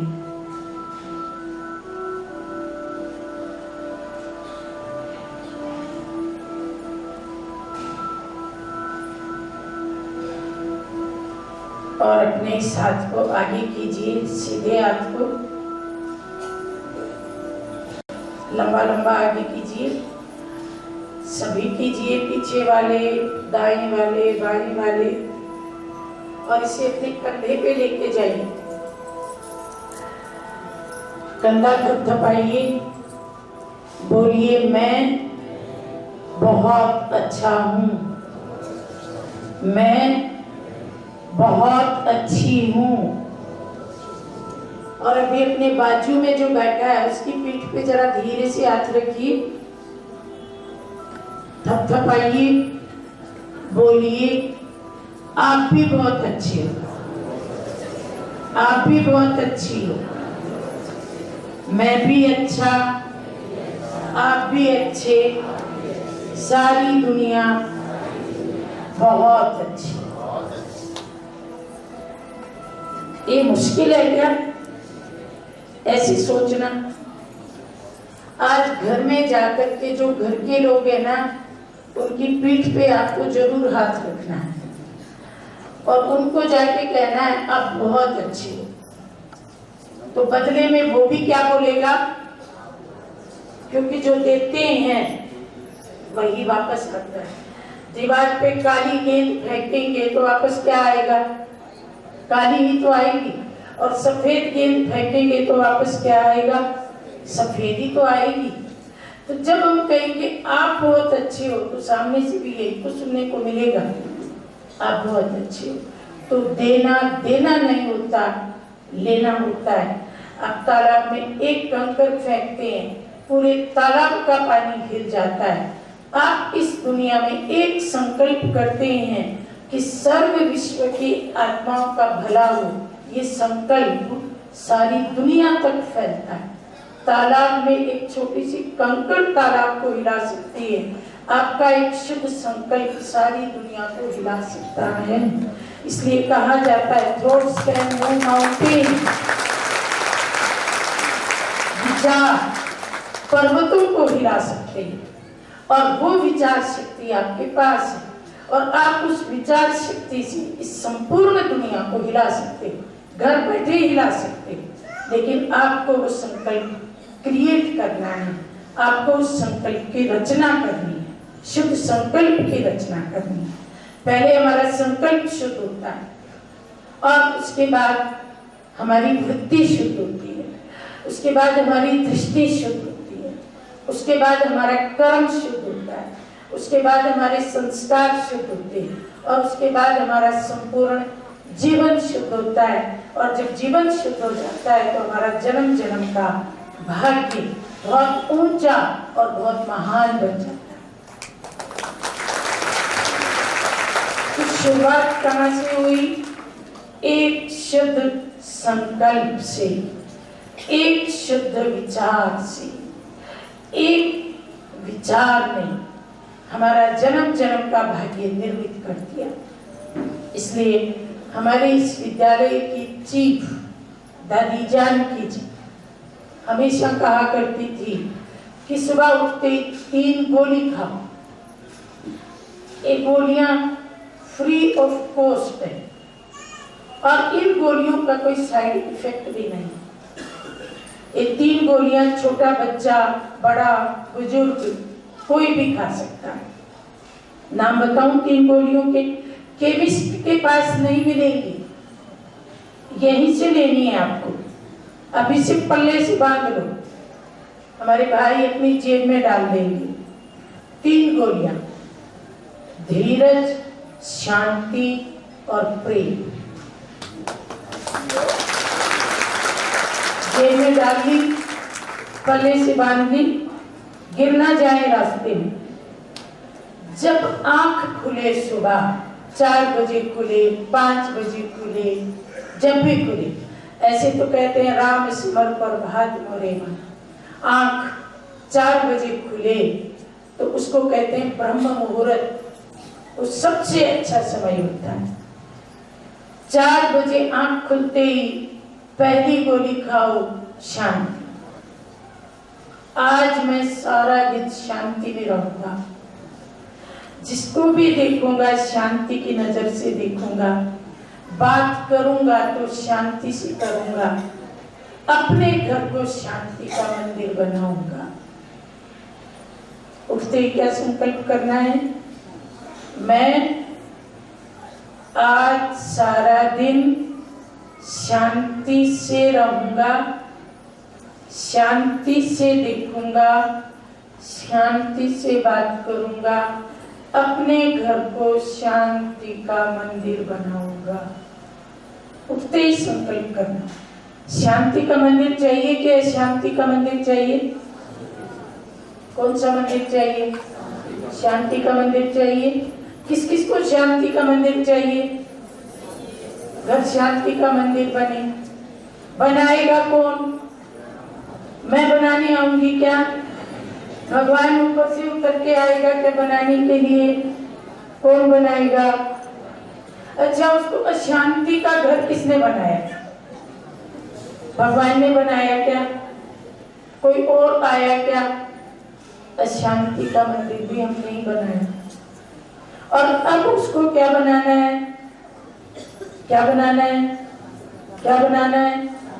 शांति का मंदिर। धीरे से बोल रही हूँ। क्या बनाना है? योजना ढीली तो नहीं है, मजबूत योजना के साथ यहाँ से खड़े होना है। शांति का मंदिर, इसकी शुरुआत सुबह से करनी है और पहले संकल्प से करनी है, क्योंकि जो पहला संकल्प होता है वो बहुत शक्तिशाली होता है। अब दूसरा संकल्प करना है। आज मैं सारा दिन सबसे प्रेम से बात करूंगा,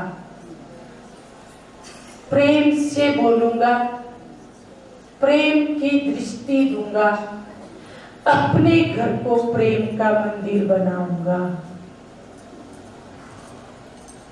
कौन सा मंदिर बनाऊंगा? प्रेम का मंदिर बनाऊंगा। प्रेम का मतलब क्या है उसको भी समझिए।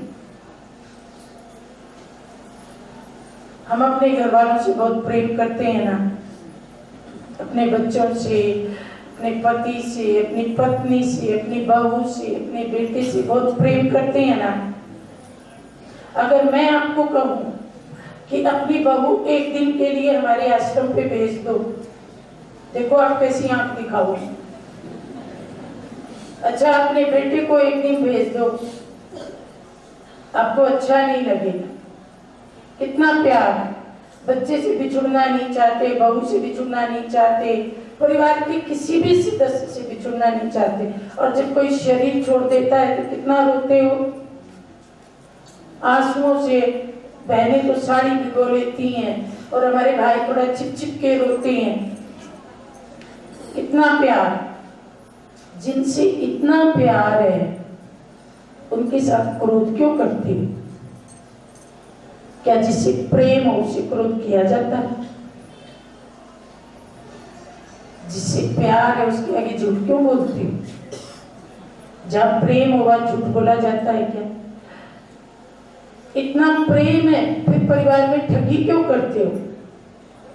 जिससे प्यार है उसे ठगी की जाती है। ठगी तो दुश्मन से करते हैं, क्रोध तो शत्रु पे करते हैं, झूठ तो शत्रु के सामने बोलते हैं। भारत पाकिस्तान की सीमा पे जो सिपाही खड़े हैं ना, वो एक दूसरे से क्रोध करते हैं, क्योंकि अलग अलग देशों के।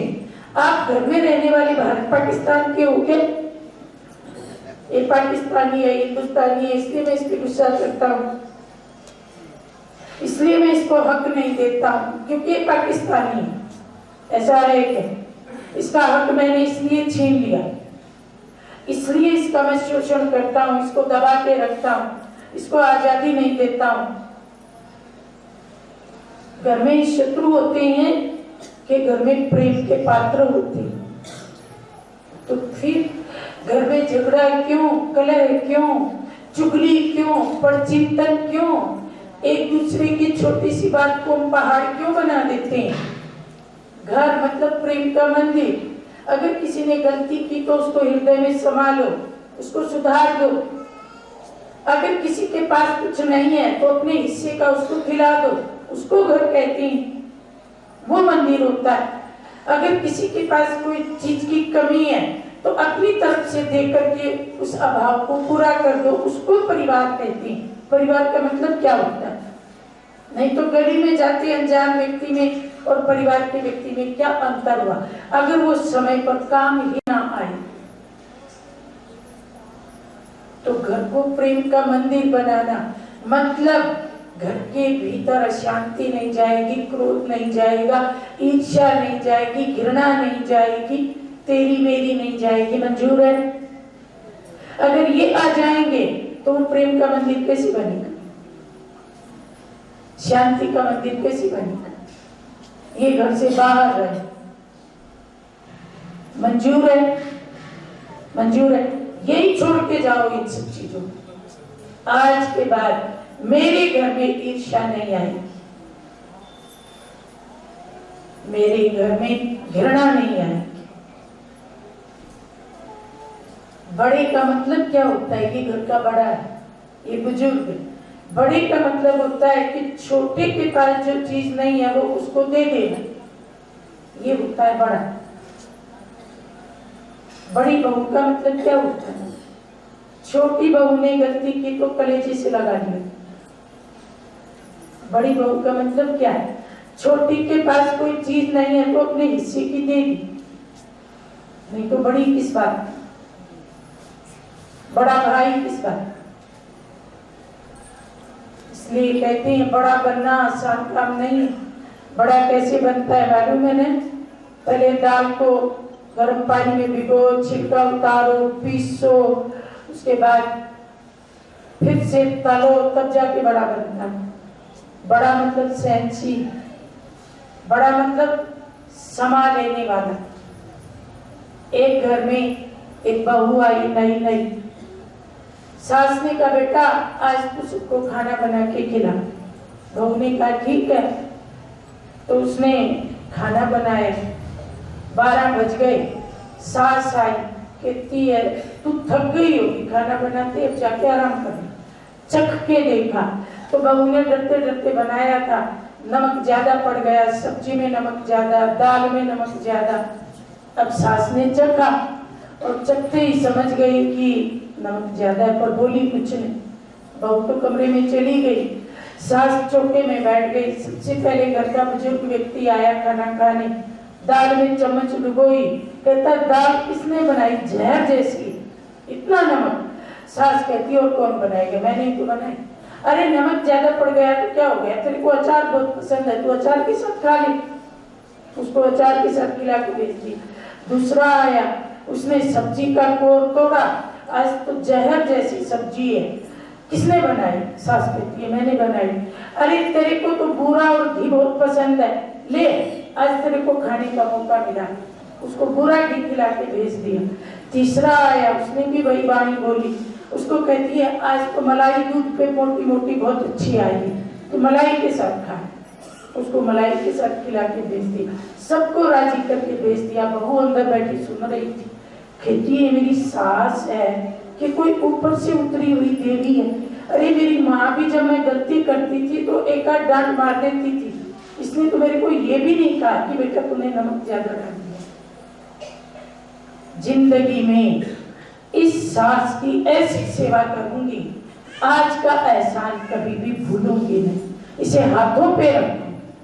बहू ने भी प्रण कर, इसको कहते हैं मंदिर, इसको कहते हैं प्रेम का मंदिर, शांति का मंदिर। एक ने गलती की, दूसरे ने हृदय में समाया, बात को खत्म कर दी। और अगर हम उसको पकड़े बैठे रहते हैं, इस पड़ोसन को सुनाते हैं, उसको सुनाते हैं, पता मेरी बहू तो जहर खिलाती है, तो भाई जब बूढ़े हो जाओगे तो दलिया कौन बना के देगा? जिस पड़ोसन के आगे चुगली करके आए वो आके दलिया बनाएगी क्या?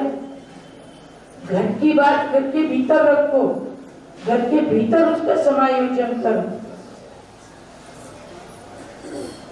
और तीसरा धीरज, जो धीरज नहीं रखता उसको धक्का खाना पड़ता है। धीरे धीरे रे मना, धीरे सब कुछ होए, माली सींचे सो घड़ा, ऋतु आए फल दे।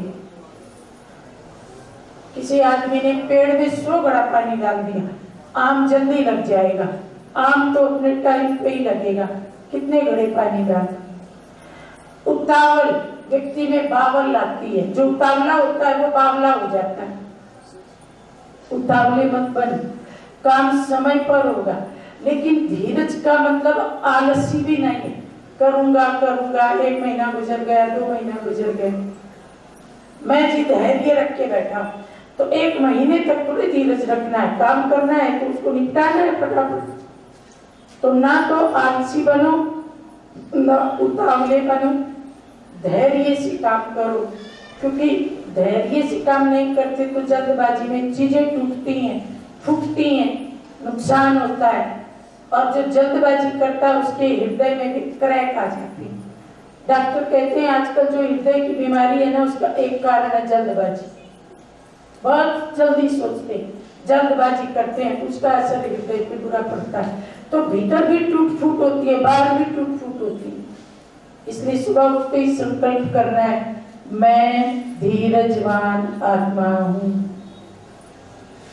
मुझे सब काम धीरज से करने, मैं धैर्य से बात करूंगा, धैर्य से कर्म करूंगा, मैं धैर्य का देवता हूँ, धैर्य का फरिश्ता हूँ, धीरज की देवी। आप भी कहते हो ना, सब्र रखो, धैर्य रखो। तो 3 गोलियां सुबह उठते ही खानी, रोज खानी, क्योंकि रोज खाएंगे तो रोज असर करेंगे। और अगर आप शुरू में 21 दिन कर लेंगे तो फिर आपका संस्कार बन जाएगा।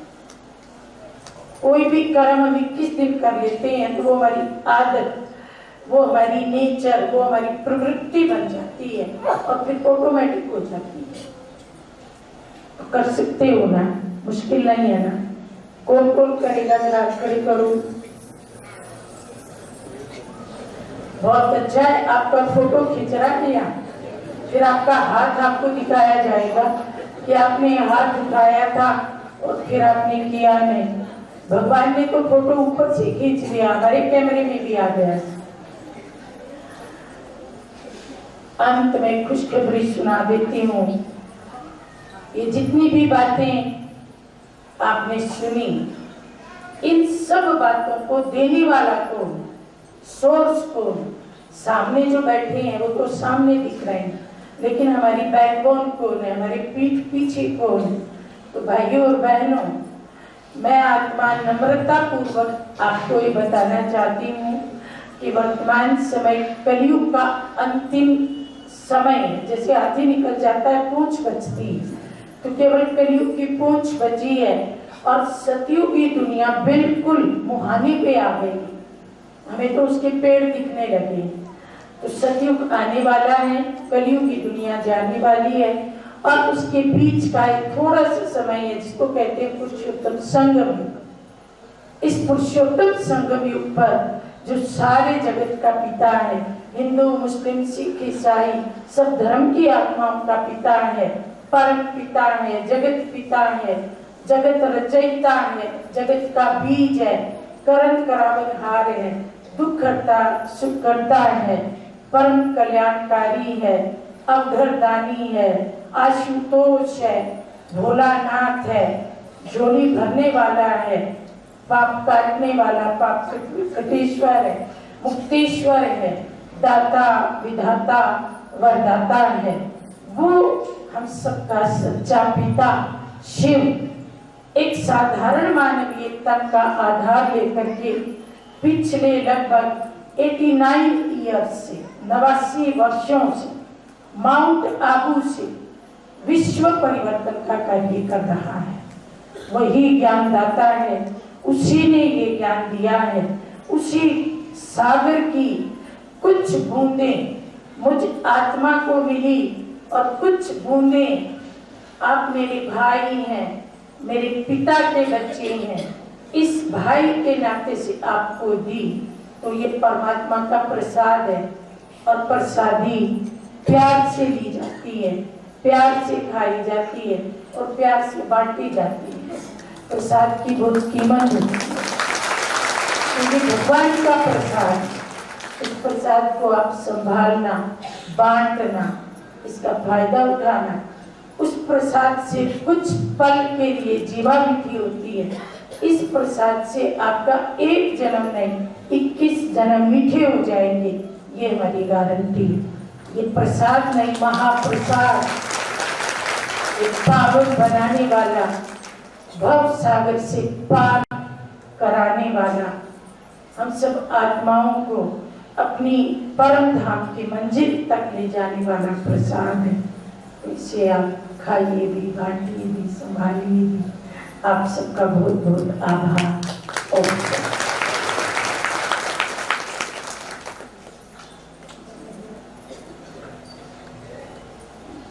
ओम शांति। बहुत बहुत धन्यवाद आदरणीय उर्मिला देवी जी का। आज आपने हमें देना सिखाया जैसे आज हमारे आदरणीय मांगीलाल भाई जी के लिए बताया, उन्होंने अपने जीवन में देना ही सीखा और देना ही सिखलाया। देना, देना और देना, और ऐसे दिया बनकर औरों के जीवन में रोशनी बनी रहे।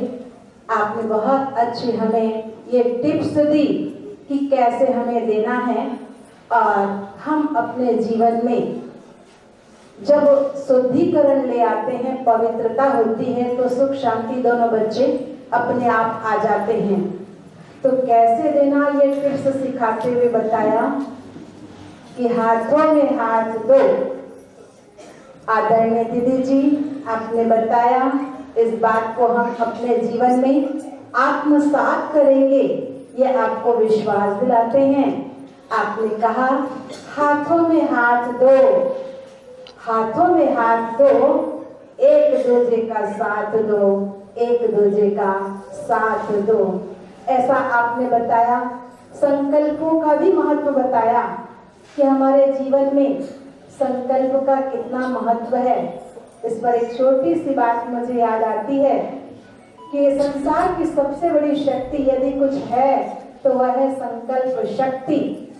एक बार की बात है कि गुरु और शिष्य आपस में चर्चा कर रहे थे, तो शिष्य ने पूछा, गुरुदेव संसार की सबसे बड़ी चीज क्या है?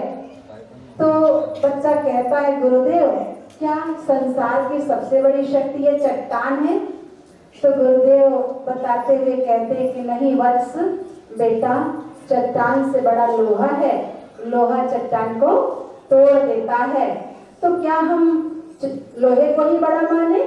तो गुरुदेव बताते हुए कहते हैं कि नहीं वत्स, लोहा को पिघला देने वाली अग्नि है, तो अग्नि लोहे से बड़ी है।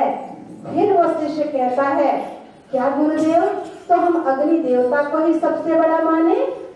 तब गुरुदेव समझाते हुए बतलाते कहते हैं कि नहीं वत्स बेटा, अग्नि से भी बड़ी ये गंगा मैया है, जल है, जो अग्नि को बुझा देती है।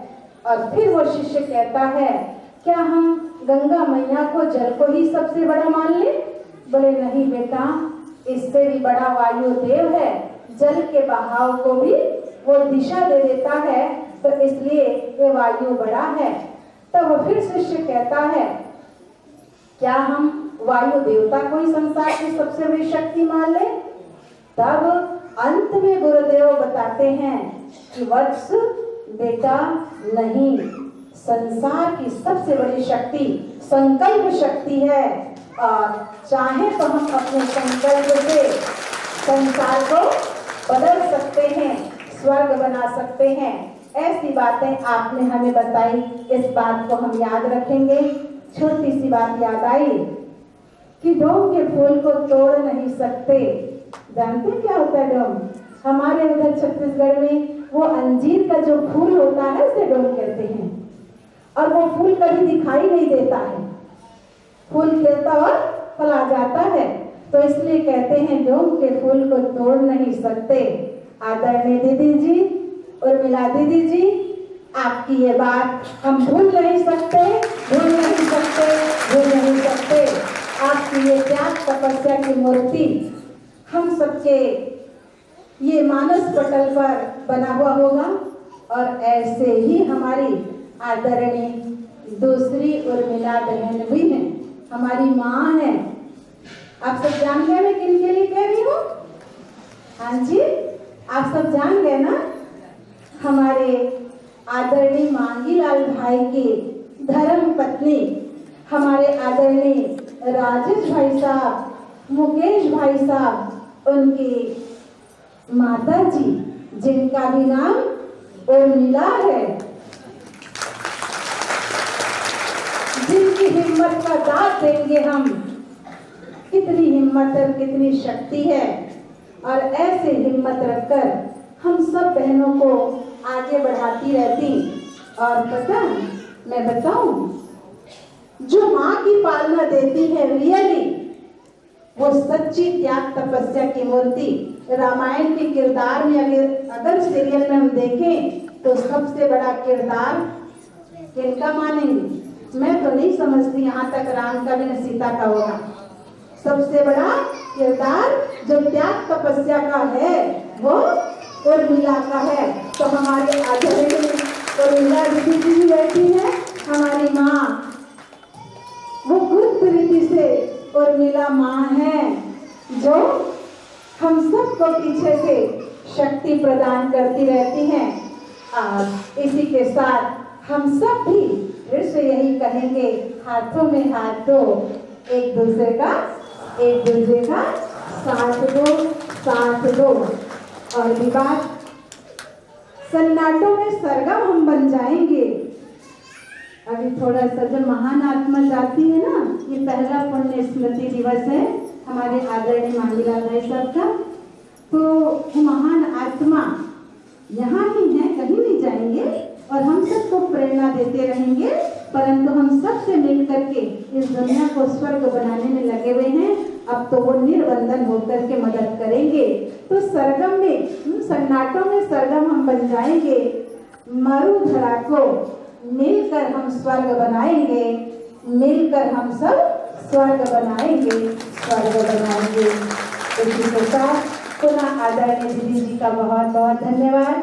अभी मैं आगे आपको कहती जाऊंगी, हमारी आदरणीय दीदी जी जो यहाँ की गायत्री दीदी और उषा बहन है, निवेदन करूंगी कि अभी मंच पे आके हमारी दीदियों को आप सब प्रेम दें।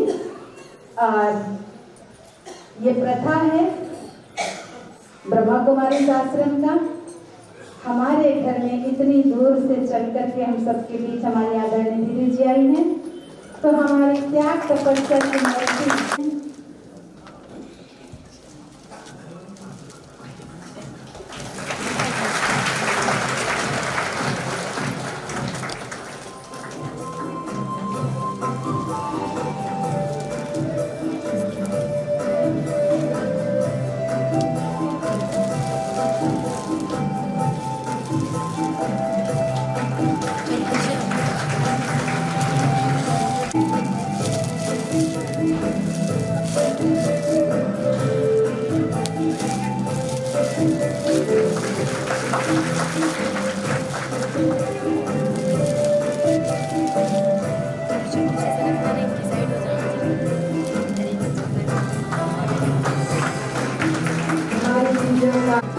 सौगात दे रही हैं। माँ को हम क्या दें, कई जीवन लेकर के हम माँ का रिश्ते नहीं चुका सकते, तो ऐसे हर की माँ हमारी आदरणीय तौर से आई हुई अन्नपूर्णा बहन जी का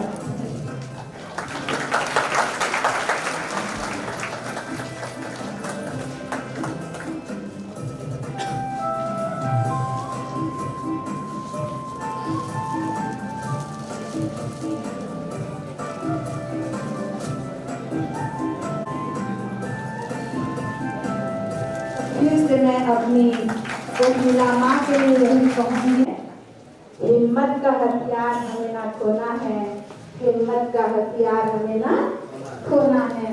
चाहे क्या भी ऐसी बात परिस्थिति आ जाए, हमारी उर्मिला बहन कभी हिम्मत नहीं हारती हैं, बल्कि हिम्मत बढ़ाती हैं। अब इसी श्रृंखला को आगे बढ़ाते हुए हम समापन की ओर आगे बढ़ रहे हैं। इसी के साथ ओम शांति। आज की सभा में सर्वप्रथम आभार उस जगत नियंता का है, सर्वशक्तिवान परमात्मा का है, जिनके संकल्पों से आज हम सभी यहाँ एकत्रित हुए। आज का दिन वैसे भी विशेष है कि आज आपको पता है कि आज क्या है, आज शाही स्नान है। उन्होंने कुंभ में शाही स्नान किया और हम सब ने ज्ञान स्नान किया। मधुबन की इस पावन भूमि, परमात्मा की अवतरण भूमि से हमारे बीच पधारी आदरणीय उर्मिला दीदी जी का हम तहे दिल से आभार व्यक्त करते हैं कि आपने हमें आत्म शुद्धिकरण का मार्ग बताया। बहुत ही सहज शब्दों में आपने ज्ञान की उन गहरी बातों को स्पष्ट किया और हम सभी को 3 गोलियां दी। आप सब संभाल कर ले जाएंगे और परमात्मा की अवतरण भूमि की उन शक्तियों का अनुभव आप सभी यहाँ महसूस कर रहे होंगे कि ऐसा वातावरण आपकी वाणी के अंदर वो जो प्रवाह, इसको हम सब ने महसूस किया। आपको हमने एक बार ही वो सहज निमंत्रण हमारा आपने स्वीकार किया, इसके लिए तहे दिल से आपके भी आभारी हैं। इंदौर से हमारे बीच पधारी आदरणीय राज योगिनी ब्रह्मा कुमारी अन्नपूर्णा दीदी जी, जैसा आपका नाम है ठीक वैसे रियल में आप अन्नपूर्णा जी हैं। बहन जी के स्वास्थ्य लाभ के लिए हमें जब भी जाना होता है, आप खुले दिल से सबका स्वागत और अभिनंदन करते हैं, सबको भरपूर करते हैं। आपका भी हम तहे दिल से आभार व्यक्त करते हैं। हमारे बीच में पिपरिया से पधारे आदरणीय राज योगिनी शैलम बहन जी, आपका भी हम तहे दिल से आभार व्यक्त करते हैं कि आप अपने इस व्यस्ततम समय में से भी आप समय निकालकर हमारे बीच पधारे। पीके अनीता बहन जो कि सुहागपुर से हमारे बीच में हैं, उनका भी हम तहे दिल से आभार व्यक्त करते हैं। पीके जयंती दीदी, आपका भी हम तहे दिल से आभार व्यक्त करते हैं। पीके निर्मला दीदी जी, आपका भी हम तहे दिल से आभार व्यक्त करते हैं। पीके किरण बहन और आप सभी लोगों का भी तहे दिल से हम आभार व्यक्त करते हैं कि आज निश्चित ही पिताजी का यह संकल्प था कि सबको परमात्मा का यह संदेश पहुँचे, तो हमारे सारे संबंधी आज पहुँचे हैं। निश्चित ही वो कहाँ की उन शक्तियों को महसूस कर रहे होंगे, अपने दिल के अंदर में वो दुआएं महसूस कर रहे होंगे। ये सच्ची श्रद्धांजलि हमारी तभी होगी जब आज के इस दिवस पर हम सभी उन प्रेरणाओं को लेकर के जाएंगे और अपने जीवन के अंदर से कुछ समय हम अपनी आत्म उन्नति के लिए निकालेंगे और अपना आत्म शुद्धिकरण करेंगे। और विभिन्न स्थानों से पधारी हमारी देवी बहनें जो कि दिन रात अथक बन करके हम सभी के लिए जिन्होंने ब्रह्मा भोजन बनाया और उन व्यवस्थाओं को संभाला, उनके भी हम तहे दिल से आभारी हैं और आप सबका भी हम तहे दिल से आभार व्यक्त करते हैं। प्रत्यक्ष एवं अप्रत्यक्ष रूप से इस कार्यक्रम को सफल बनाने में जिनका सहयोग रहा है, उनका हम तहे दिल से आभार व्यक्त करते हैं।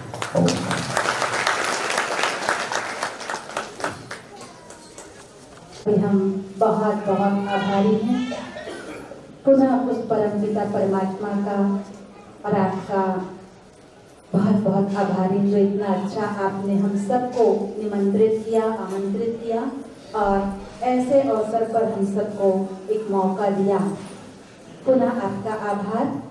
और अभी का कार्यक्रम ऐसा रहेगा, आप सभी लाइन से इधर आते जाएंगे और आप सबको पता है कि हम सब पहले अमृत पान करते हैं। अभी हमने आदरणीय उर्मिला दीदी जी से ज्ञानामृत पान किया आत्मा के लिए, और ये आत्मा के लिए भी होगा और शरीर के लिए भी। तो आज आगे आएंगे आत्मस्मृति का तिलक और अमृत पान करते हुए आदरणीय मांगीलाल भाई जी को पुष्पांजलि अर्पित करते हुए आगे बढ़ेंगे और फिर भोजन पान करेंगे। तो अब इसके पहले कार्यक्रम के समापन में हम उस परमपिता परमात्मा का धन्यवाद करते हुए 3 मिनट साइलेंस में बैठेंगे। एक गीत बजेगा, बाबा को याद करेंगे। उसके बाद आप प्लीज, आप सबसे अनुरोध है, लाइन से एक एक आएंगे। बस ज़्यादा समय नहीं हुआ है तो थोड़ा ध्यान से और लाइन से ही आएंगे और अमृत पान करते हुए पुष्पांजलि अर्पित करते हुए आगे जाएंगे। आत्मस्मृति का तिलक भी दिया जाएगा। तो के लिए और एक भाइयों के लिए, अमृत के लिए, तिलक के लिए, है ना। और पुष्पांजलि तो एक ही स्थान पर है, तो सब एक ही स्थान से पुष्पांजलि समर्पित करते हुए जाएंगे।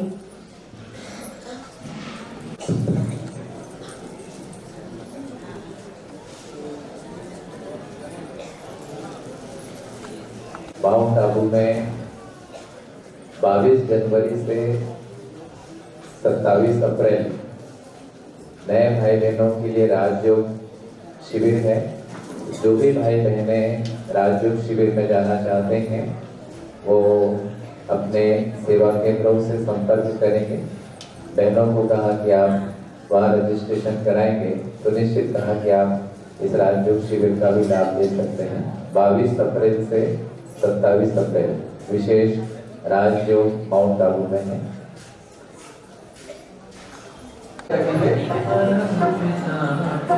ओम शांति।